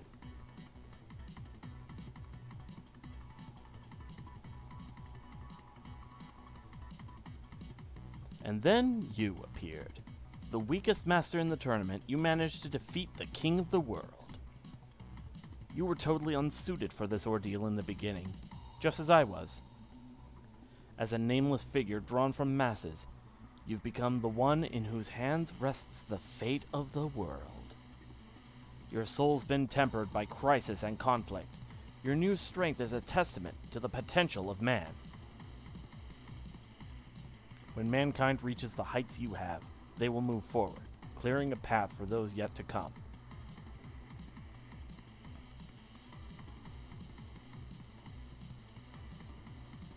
Now it's time for you to claim the Grail for your own. You've earned the right to show the world the true path. Shout out so that all can hear you say that war is unnecessary. That war is necessary. That humanity can and must evolve quickly. Just input this one little phrase into the moon cell. Don't stop. After that, you can do whatever you wish. After you become a king or a god is up to you. You have my blessing as your choice will bring endless war. The wounds suffered by humanity after losing countless lives in endless conflicts run deep. And if the only reward for such suffering is stagnation, then humanity deserves to be cast into a new void. Some sacrifices cannot go unheeded. Mankind must be inflicted with wounds that they will never forget. I actually understand where you're coming from. As I remain paralyzed by doubt, Reen begins to speak, her apparent calm belied by the heat in her eyes. Your story was interesting, but it left one question unanswered.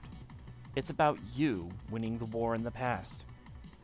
You never once mentioned making a wish on the Holy Grail. Why? Why have him make your wish for you? An excellent question. The answer is that I can't. If I touched the Holy Grail, my wish would be rejected. According to the moon cell, my existence is considered nothing more than an irregular data stream. I can fool the low-level processes, but if I access the core, I'd be seen as an NPC and immediately deleted. My victories would mean nothing. I need a legitimate master.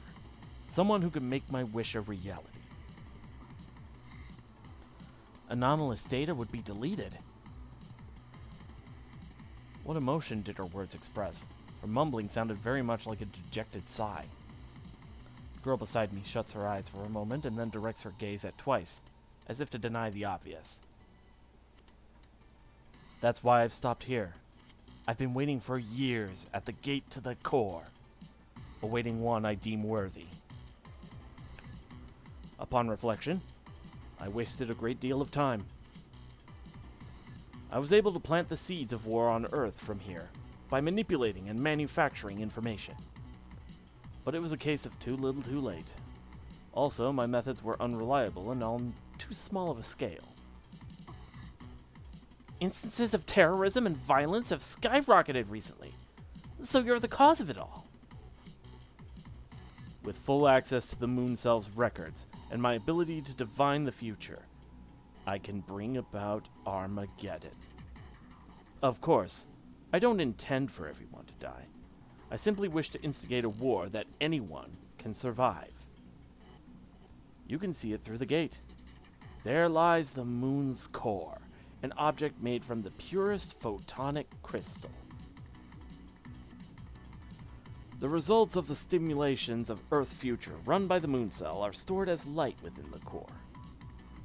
The one who reaches the core has the right to choose the course of the future from infinite possibilities.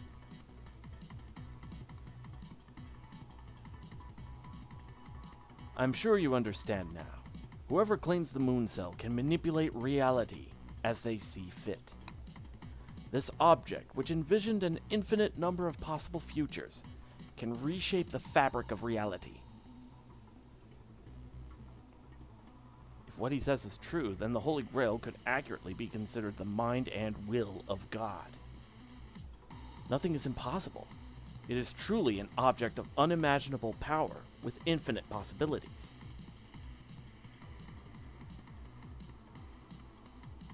Yes, you do understand. It has many other names. The Photonic Abyss, Angelica Cage. Take your pick. You have earned the right to claim it as your own. Now, please proceed. Unleash the perfect storm upon the world. To undo the lie of stability. Rewrite history, as I have said. Twice looks in my direction, an expression of earnest confidence reflected on his face. Almost as if he is sure that I share his belief that war is the answer. This man, while despising war and violence, could not ignore the immediate results that war brings. The supposed comrade who gained strength through fighting, much like I did, clears a path for me. However,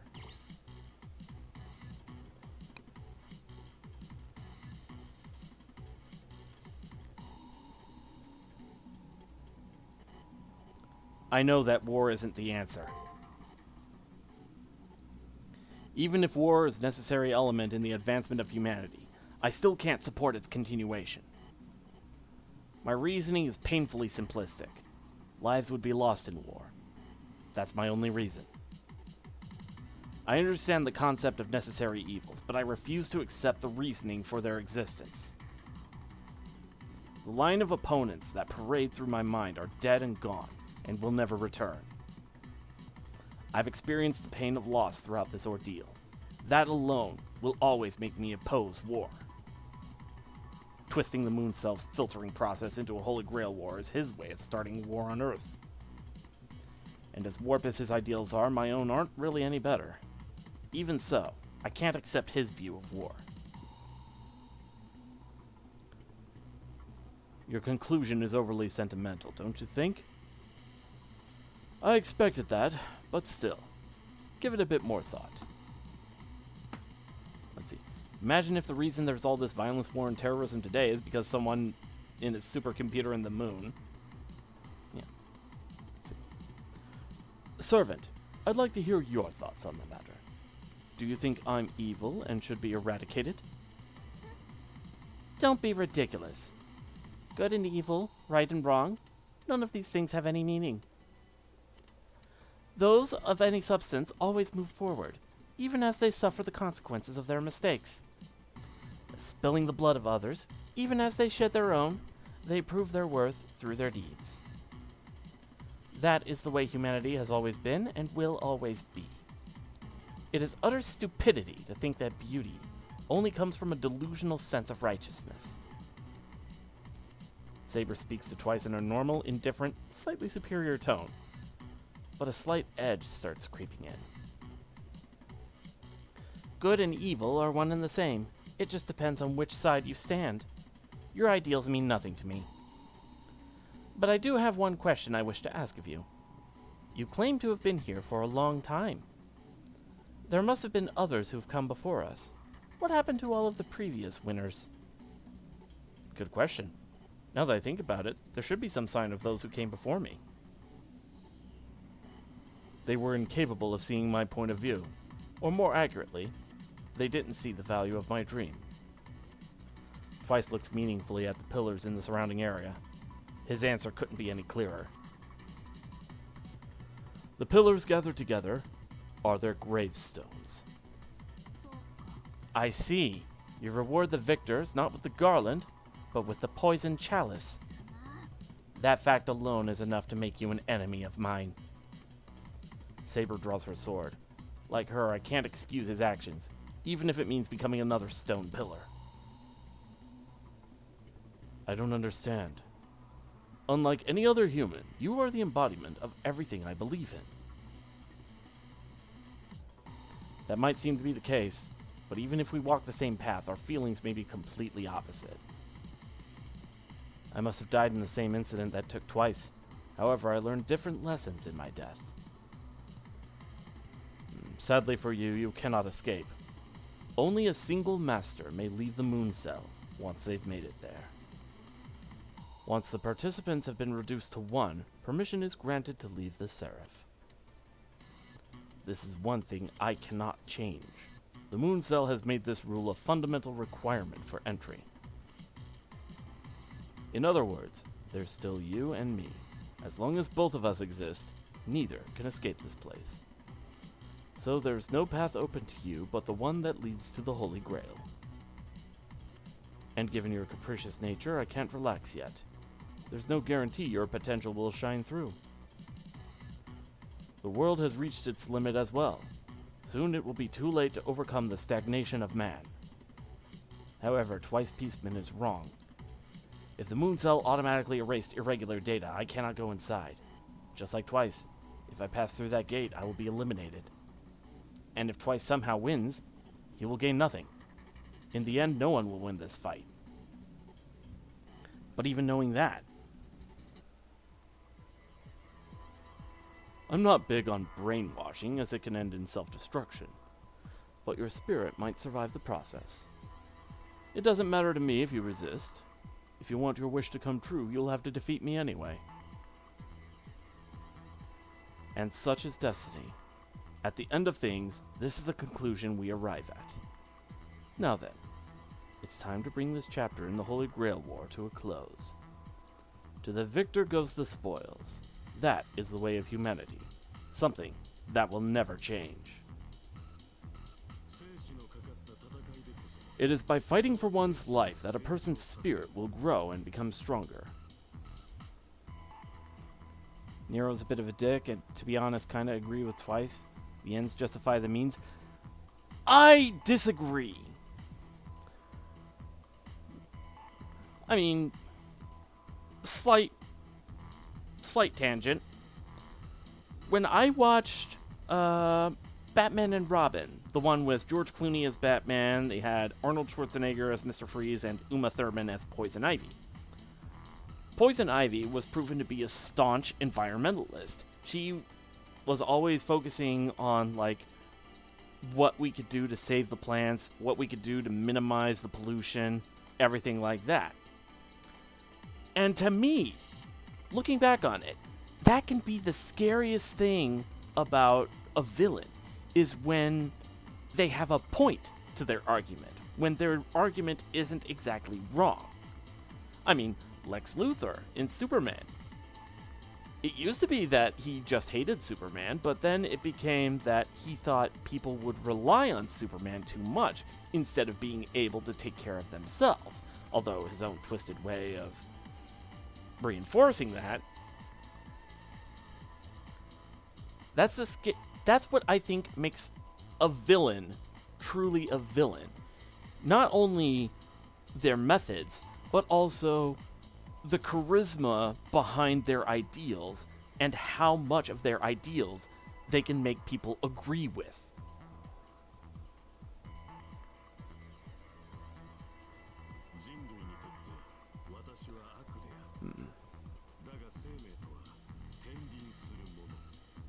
Twice is a bit of a coward, just go to the Grail and make the wish yourself.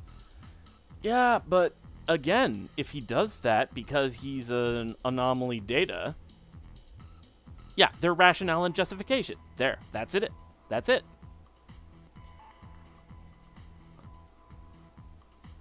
I may well be a malevolent force in regards to man, but life is an endless cycle that will never end. I have been bestowed this power not only to protect one person, but to preserve the whole. Look upon my works and despair, servant, for here comes my salvation, straight from the Moon Cell's records. Come, legendary soul of salvation, the answer to all, the sole entity to escape the agony of existence.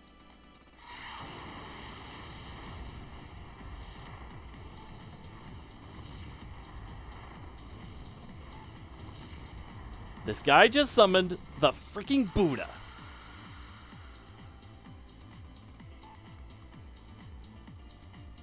If it is for the purpose of creating the path mankind will follow to Dharmata, and thus to enlightenment, then I will come forth to grant salvation to all things and guide them with the might of my Vajra. Another calamity arises. This legendary soul may be too much for one such as I, who knows only anguish. What am I saying? I have you by my side. Now that I have someone to share my pain with, I know that we shall both blossom. As long as you're with me, there is no servant more powerful than I. Enlightenment will not shield him. Praetor, the time has come for you to show that you are the one who's capable of defeating this person. You are not one to devote yourself wholly to violence, and, like the man before us, incomplete when alone. While some may consider your need to reach out to others a weakness, I consider it your greatest strength. Let us begin. It is only fitting that in this final battle, you and I vanquish our enemy together. The words of my servant served to encourage me. And in the end, Twice was right about one thing. There are some things that conflict. There are some things that conflict can help to grow. And the most important to me is the bond that now exists between me and my servant. Regardless of the strength of the enemy, or the consequences failure will have on the future, I won't back down. I will face this one last battle with the one who has been with me from the beginning by my side.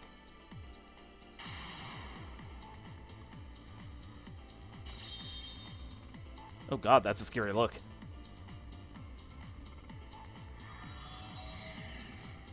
Okay.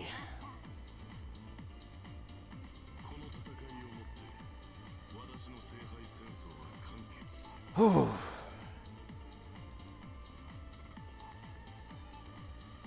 If I remember right, from what I heard, this fight is basically on a timer.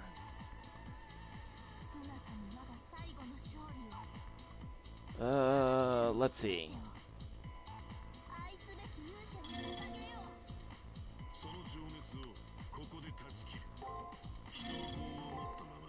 Thunderous applause. Guard, attack, guard, and one more thunderous applause.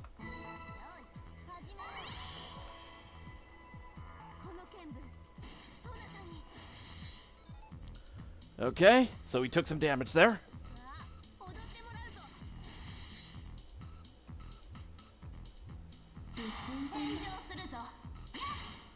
Okay.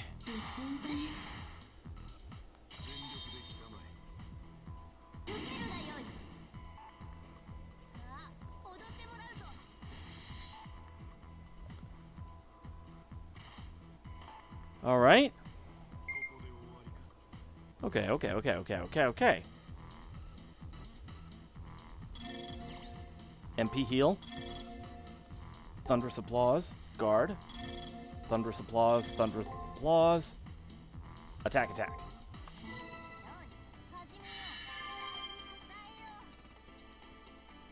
Sunyata.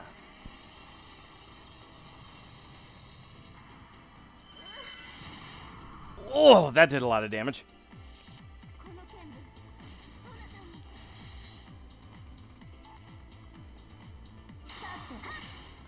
Okay.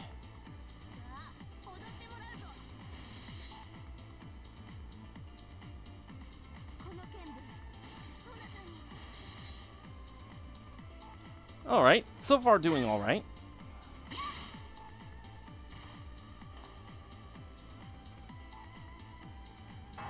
Okay. Timer is active. So I've got to finish off a little over half his health bar within the next few turns.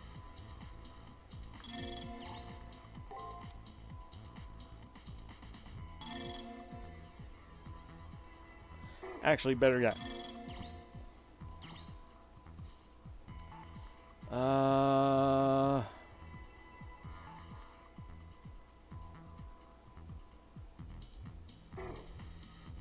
Let's see.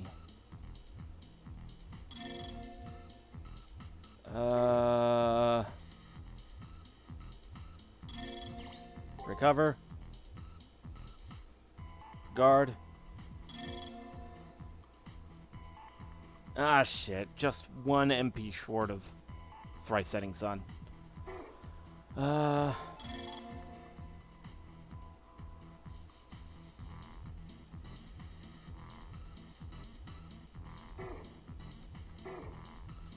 Break. Guard, attack.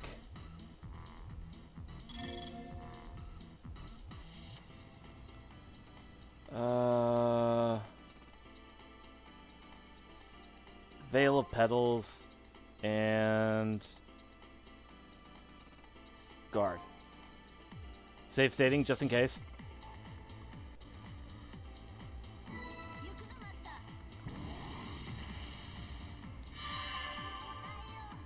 Shame twice doesn't know what I know currently, the thing my embryology professor informed me of. The neural pathway that is responsible for morality.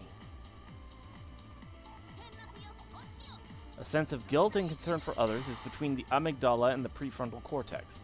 It's completely absent in all non-human animals and some humans. Ah.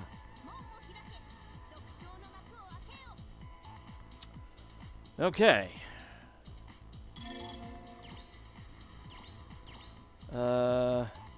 MP heal 32. Let's go ahead. Boom, boom, boom. And let's take advantage of that noble phantasm. Theater of the Deranged.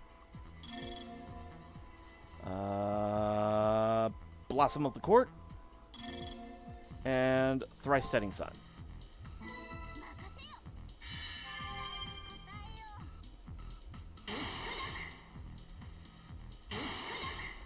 Okay.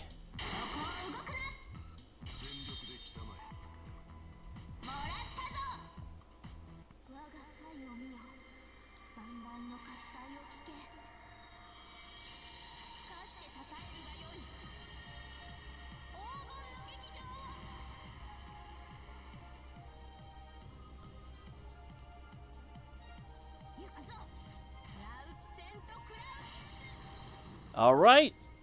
We've almost got him. Oh, that's not good.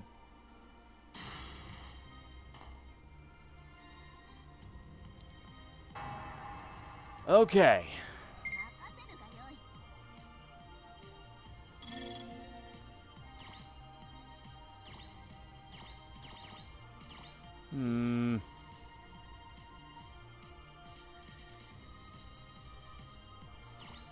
MP heal.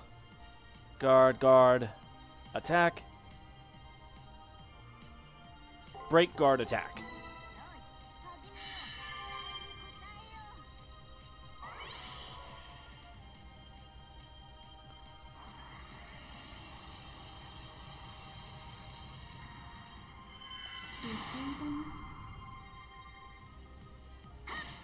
Okay. Good. Okay.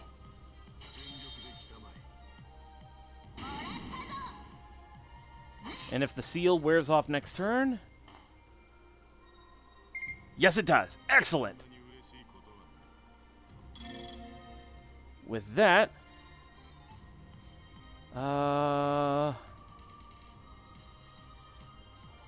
Thrice Setting Sun, just in case.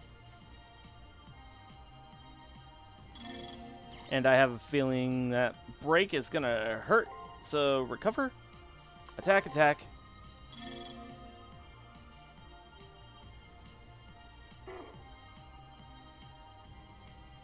Actually, no. Instead of the code cast, let's just give her Sakura's Amazing Lunch.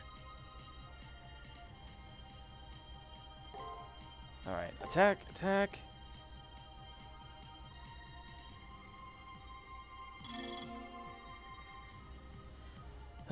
Thunderous Applause. Attack, attack.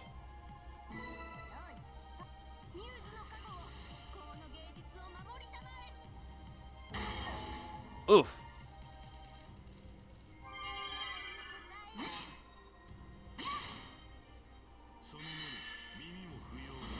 Seal skill. Okay. Oof.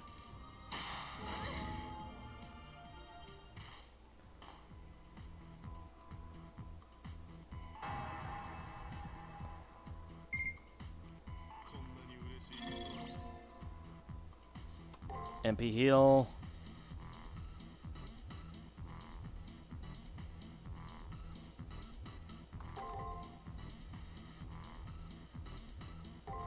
All right. Got to make this count. Save stating just in case.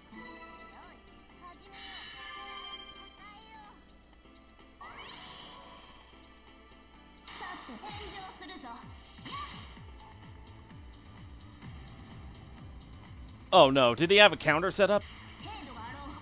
Oh, that hurt.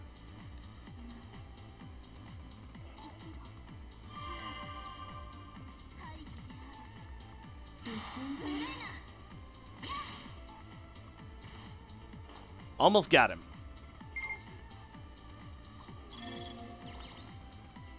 Sakura Supreme Lunch.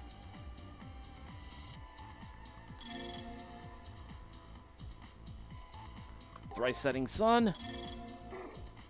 Guard. Thunderous applause. Guard, guard, break. Let's finish this!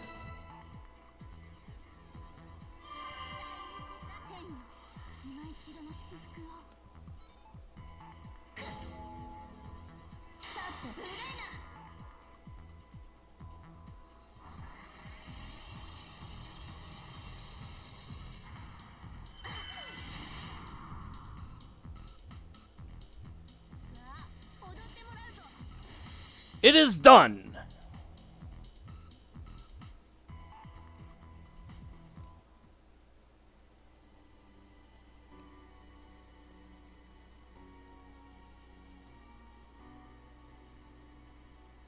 I can hear the sounds of battle.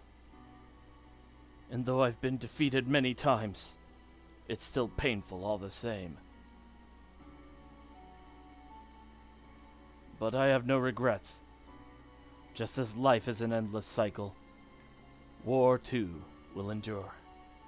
You are proof of that. Twice, who even now still holds tightly to his beliefs, slowly begins to fade away like all of the others. But whether he's following his own rules or those of the Moon Cell, I cannot say for sure.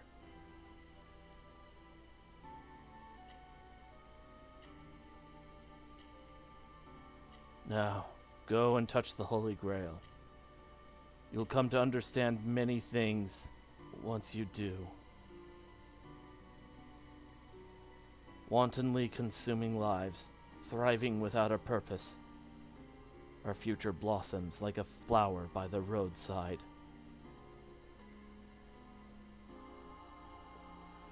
Whether that turns out to be right or wrong, I would like for you to see and judge with your own eyes, if we were both truly righteous or not.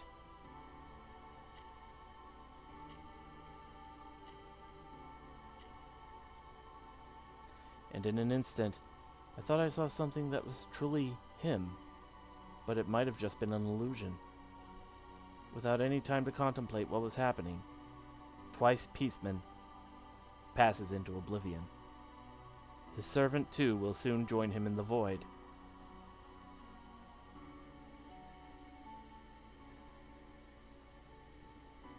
Without exception, all life will perish. All living things are trapped in a cycle of suffering and death. The one who sought enlightenment through strength and perseverance still has an untainted soul. But there is more than one path. Just as good and evil have value, the beauty of the world will endure. King of blood-drenched battle, in Nirvana, let us witness the end of the world, for there lies your salvation.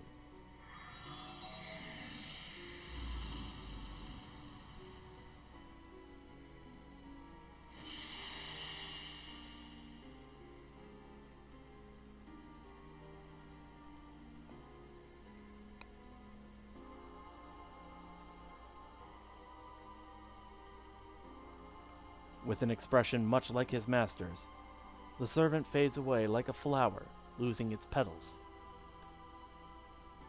The only person to have escaped the cycle of suffering, seen by some as a savior of the spirit of humanity. I see now. He did not support Twice's ideals. Instead, he was showing compassion for the soul of the human, known as Twice Peaceman. All right then. What should we do now? Rin asks her question in a brittle yet cheerful tone, trying to maintain her aloof attitude. And before you say anything, don't waste your time worrying about me.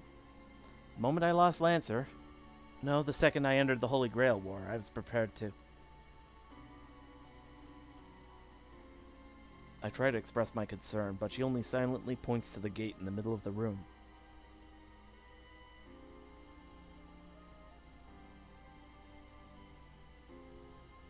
Her silence speaks volumes. As Twice said earlier, the moment that any anomalous data is detected in that dimension, it will be deleted. She refrains from speaking as she is all too aware of the consequences to come.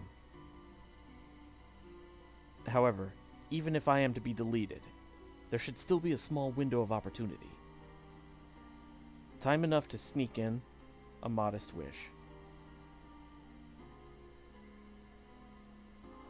To extinguish the remaining fires of war that twice had set ablaze. To put an end to the senseless bloodshed of the Holy Grail War once and for all. The Moon Cell Automaton, the very mind of God. I will seal it away so that no one will be able to access it again.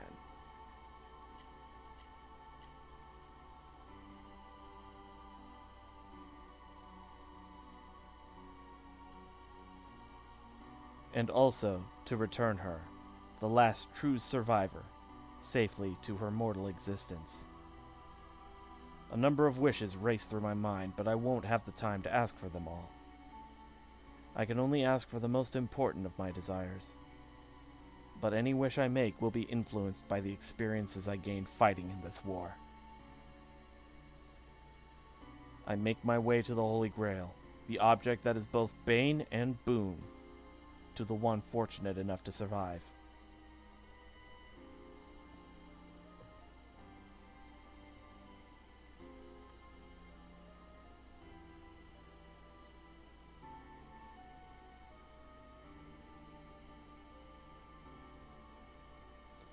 My regret at not being the winning master has never been stronger than it is now. No matter how much I want to force the issue, since I'm not the victor, I cannot go near the Grail. With one last sigh, she retreats into silence. I silently thank her for not making an already painful parting worse than it already is, and continue making my way to the gate. And then I reach out to touch the Holy Grail, the very core of the Moon Cell. Well, I mean, I really hate what I'm about to say. It sounds like I'm making excuses for myself. But things could have ended worse. I probably would have lost it twice, not due to lack of skill, but of heart. That's why I'm glad you're the one who made it to the end. I want you to know that I truly mean that.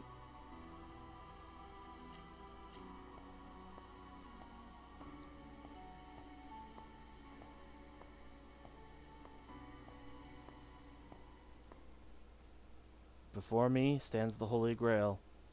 I slowly extend my hand and place it on the core of the Moon Cell.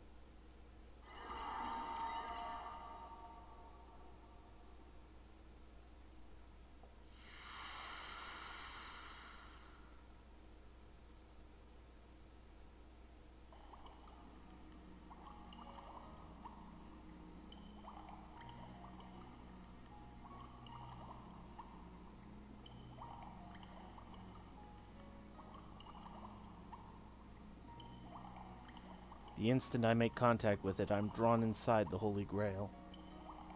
To be more accurate, I am absorbed into it, like water being absorbed by a sponge. In the short time before I'm erased from existence, my consciousness is immersed into the Moon Cell. I can see everything that exists within it, every piece of information, every observation, every conclusion. The sheer volume of information and ideas stored in the Moon Cell forms an intricate collage that no human could decipher, though I sense a pattern. In fact, I cannot say that Twice's interpretation of human history as recorded by the Moon Cell was wrong.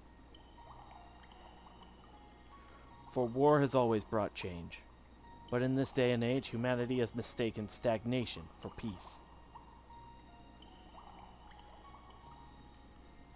And throughout it all, the Moon Cell continues to silently record what it sees, without ever taking action. After endlessly analyzing the data it records, it files away its conclusions, and resumes its role of voyeur. It is there on Earth that the whole of human existence is contained. Whatever triumphs and tragedies befall mankind in their world, the Moon Cell continues to silently observe and record. It is that strength, that force of existence, that Twice failed to see and understand. But now is not the time to become emotional. I have to tell the Holy Grail what my wish is.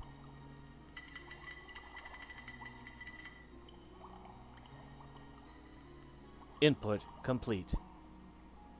I was able to enter my wish without a single mistake, I think. Now all there is for me to do is wait for the end of my tenuous existence to come. However, oddly, the time of my death doesn't seem to be coming anytime soon. Being one with the moon cell, I share its unique view of time where infinity can be contained in a single second. So even the briefest moment seems somewhat more drawn out than normal. But even with that, Wait a moment. This cannot be right. Perhaps that man twice was mistaken? I can hear my servant mutter into my ear. They aren't there in person, but as a part of the Holy Grail. My guess is that my servant had somehow slipped unseen into the Holy Grail the same time I entered. Don't act as if you just noticed me. It is your duty to be aware of my presence at all times, after all. However, something doesn't feel right. With the war over, there's no reason for her to follow me here. This is your final duty as a master, correct? Then it is only natural that I am present at this time. Especially since it seems as if this is a time when you are in need of my strength. So that's what she's doing. With the additional presence, the time the moon cell needs to finish the elimination process is increased. As is her way, she has come to aid her worthless master one final time. However, a delay this long can't be the result of my servant's presence. Something else must be going on. Since I'm connected to the moon cell, it shouldn't be too difficult to find out what's going on. In what seems to be only a heartbeat, the whole of my consciousness arrives as one long data file. This appears to be you. What does cryogenic storage mean? Wait, what? The info in this data file concerns a patient with a fatal brain disease that affects memory retention. And the only doctor familiar with the surgical procedure used to treat the disease died in a terrorist attack. No way!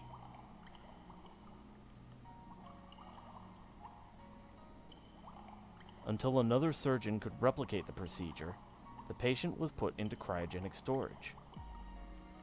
If there is a living human that shares my exact identity, then I may be more than random bits of data. That must be the reason why I'm still around. The moon cell needs more time to analyze this new information. But I'm sure that guy didn't come here as a magus. I'm just a copy of a person trapped in an endless dream. Whatever the case, my fate is almost assured.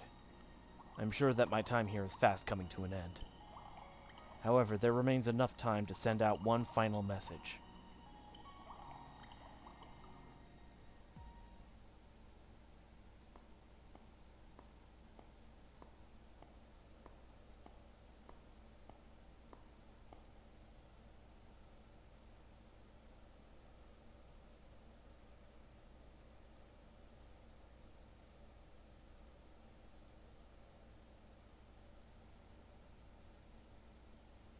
Also, hey, Reen's blood now.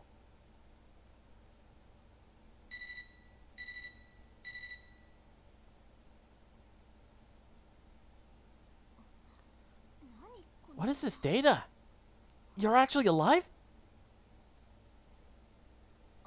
That's not quite right. This is just the data you've been modeled after. That person isn't you. But at the same time, it is you. This person has the same heart, spirit, and pattern of the soul. So, turns out that you and I lived the same age after all. Fair enough. I dislike being the loser now that I know you exist on the outside. I'll track you down. If you're still asleep when I do, I'll pound away on you until you wake up. Pretty sure it will only take one of my infamously violent outbursts to bring you back to reality.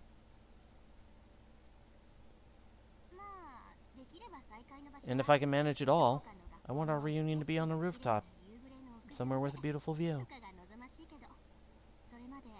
Until then, please wait for me. I will come and find you. I promise.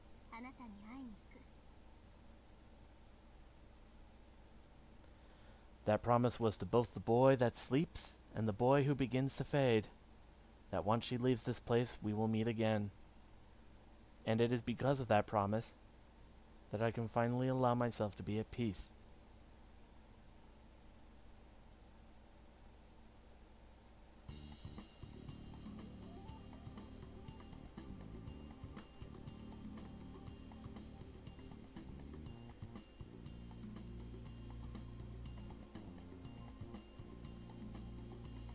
Whew. Was not expecting that twist at the end, but unless they have a cookie, like an after credits cutscene, that would explain the events of the Extella games, because I believe those take place after.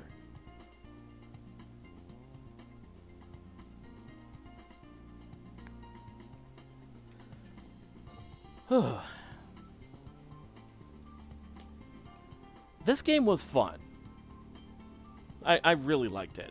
Especially having played, like, Fate Grand Order and read some of the Fate Stay Night visual novels, so that I have an idea of the in-series universe.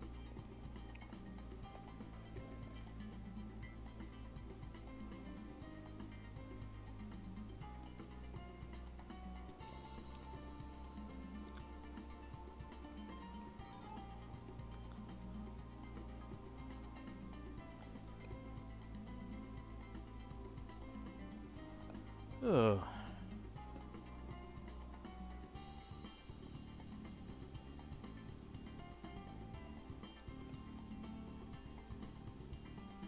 Alright. Don't know if I have too much to say before everything's done with this game, so let's see.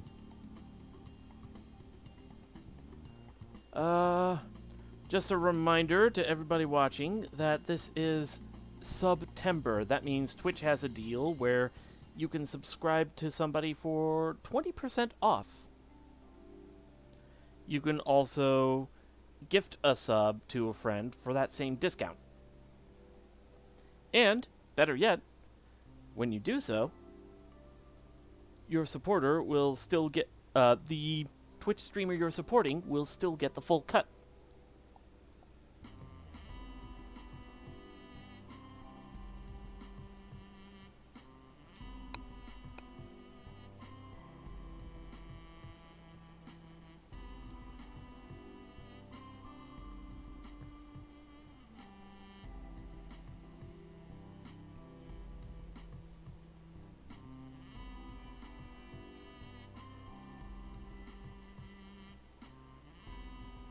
We're getting philosophical in the chat room, huh?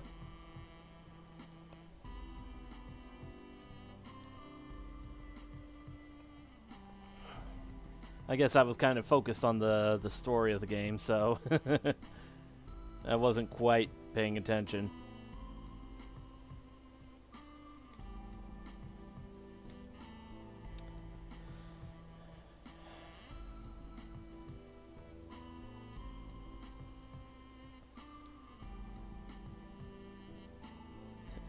And all Fate fans who support us with enthusiasm.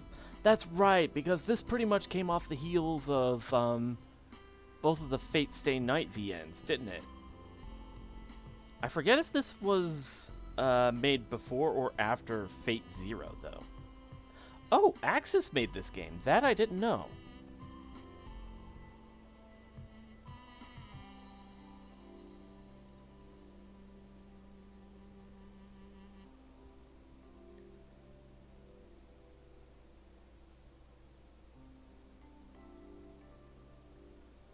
Alright, no ending cutscene?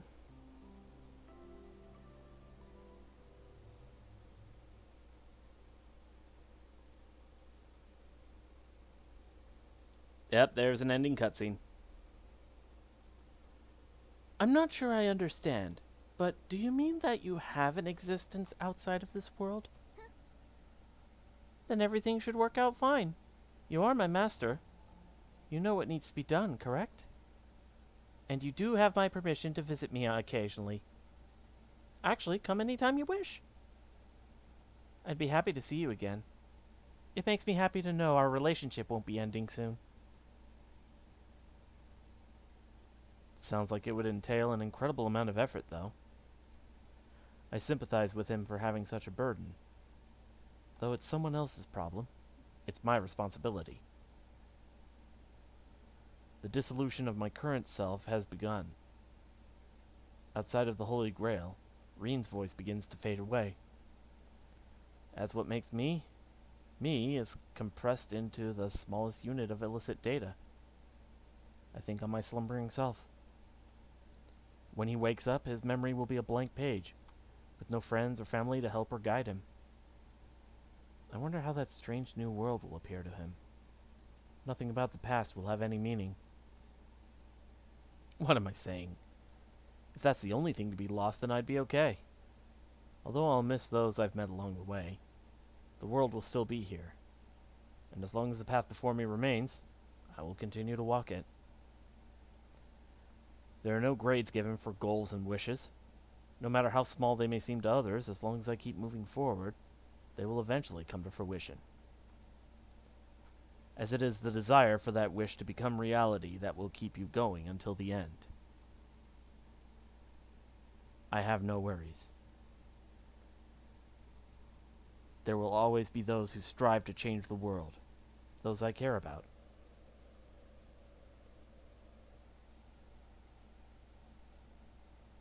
I will be able to live with them, and eventually move forward into the future with them. I can't believe how promising and hopeful the future sounds. I can't wait for it to arrive.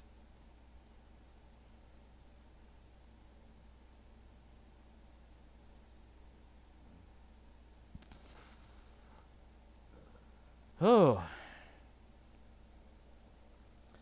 This game was a ride. You can save your progress as cleared data. This data will carry certain items over into a new game. Be careful not to accidentally overwrite this data when saving. Save.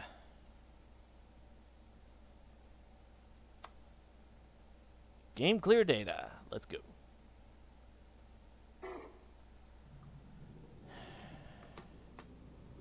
And so, we are done with the Saber route of Fate Extra. If there's enough demand for it, I might do the Caster or Archer routes another time.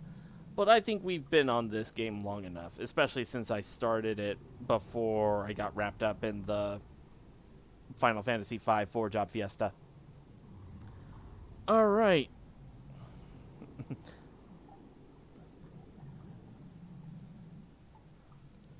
Yep.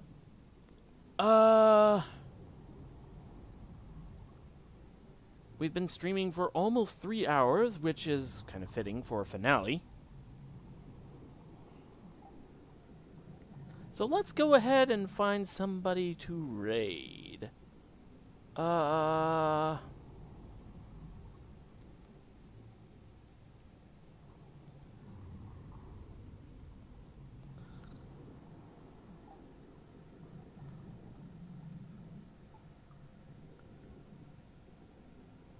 Swap to platinum? Nah, we streamed for long enough today already.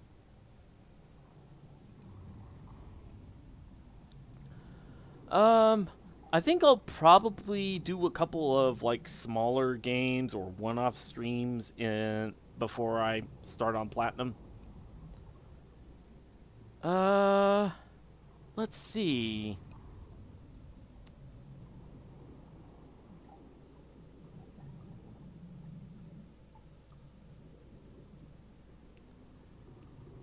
Ah, so Mario 2. Maybe. Maybe. All right.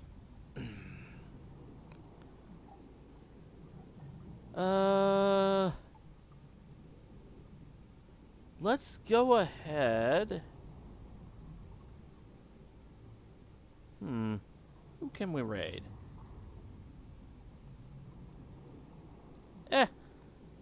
Let's go ahead and raid.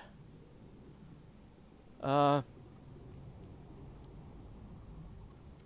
go ahead and raid Pheno Tyson again, who is currently playing through the Guildfest event, I believe, in Fate Grand Order.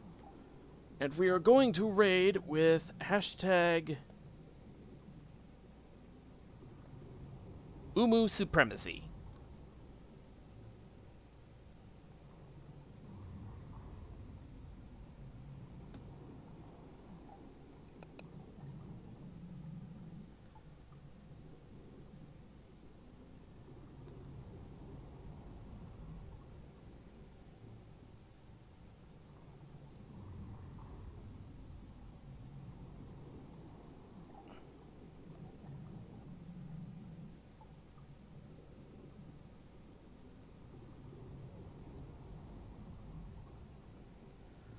Alright, I'll have to see what my schedule next week is. But I don't know if I'm going to be doing any streaming this coming weekend. We'll have to see.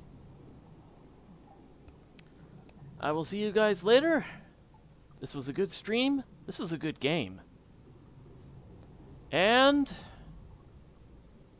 by the power of Umu, I bid you farewell. Let's raid.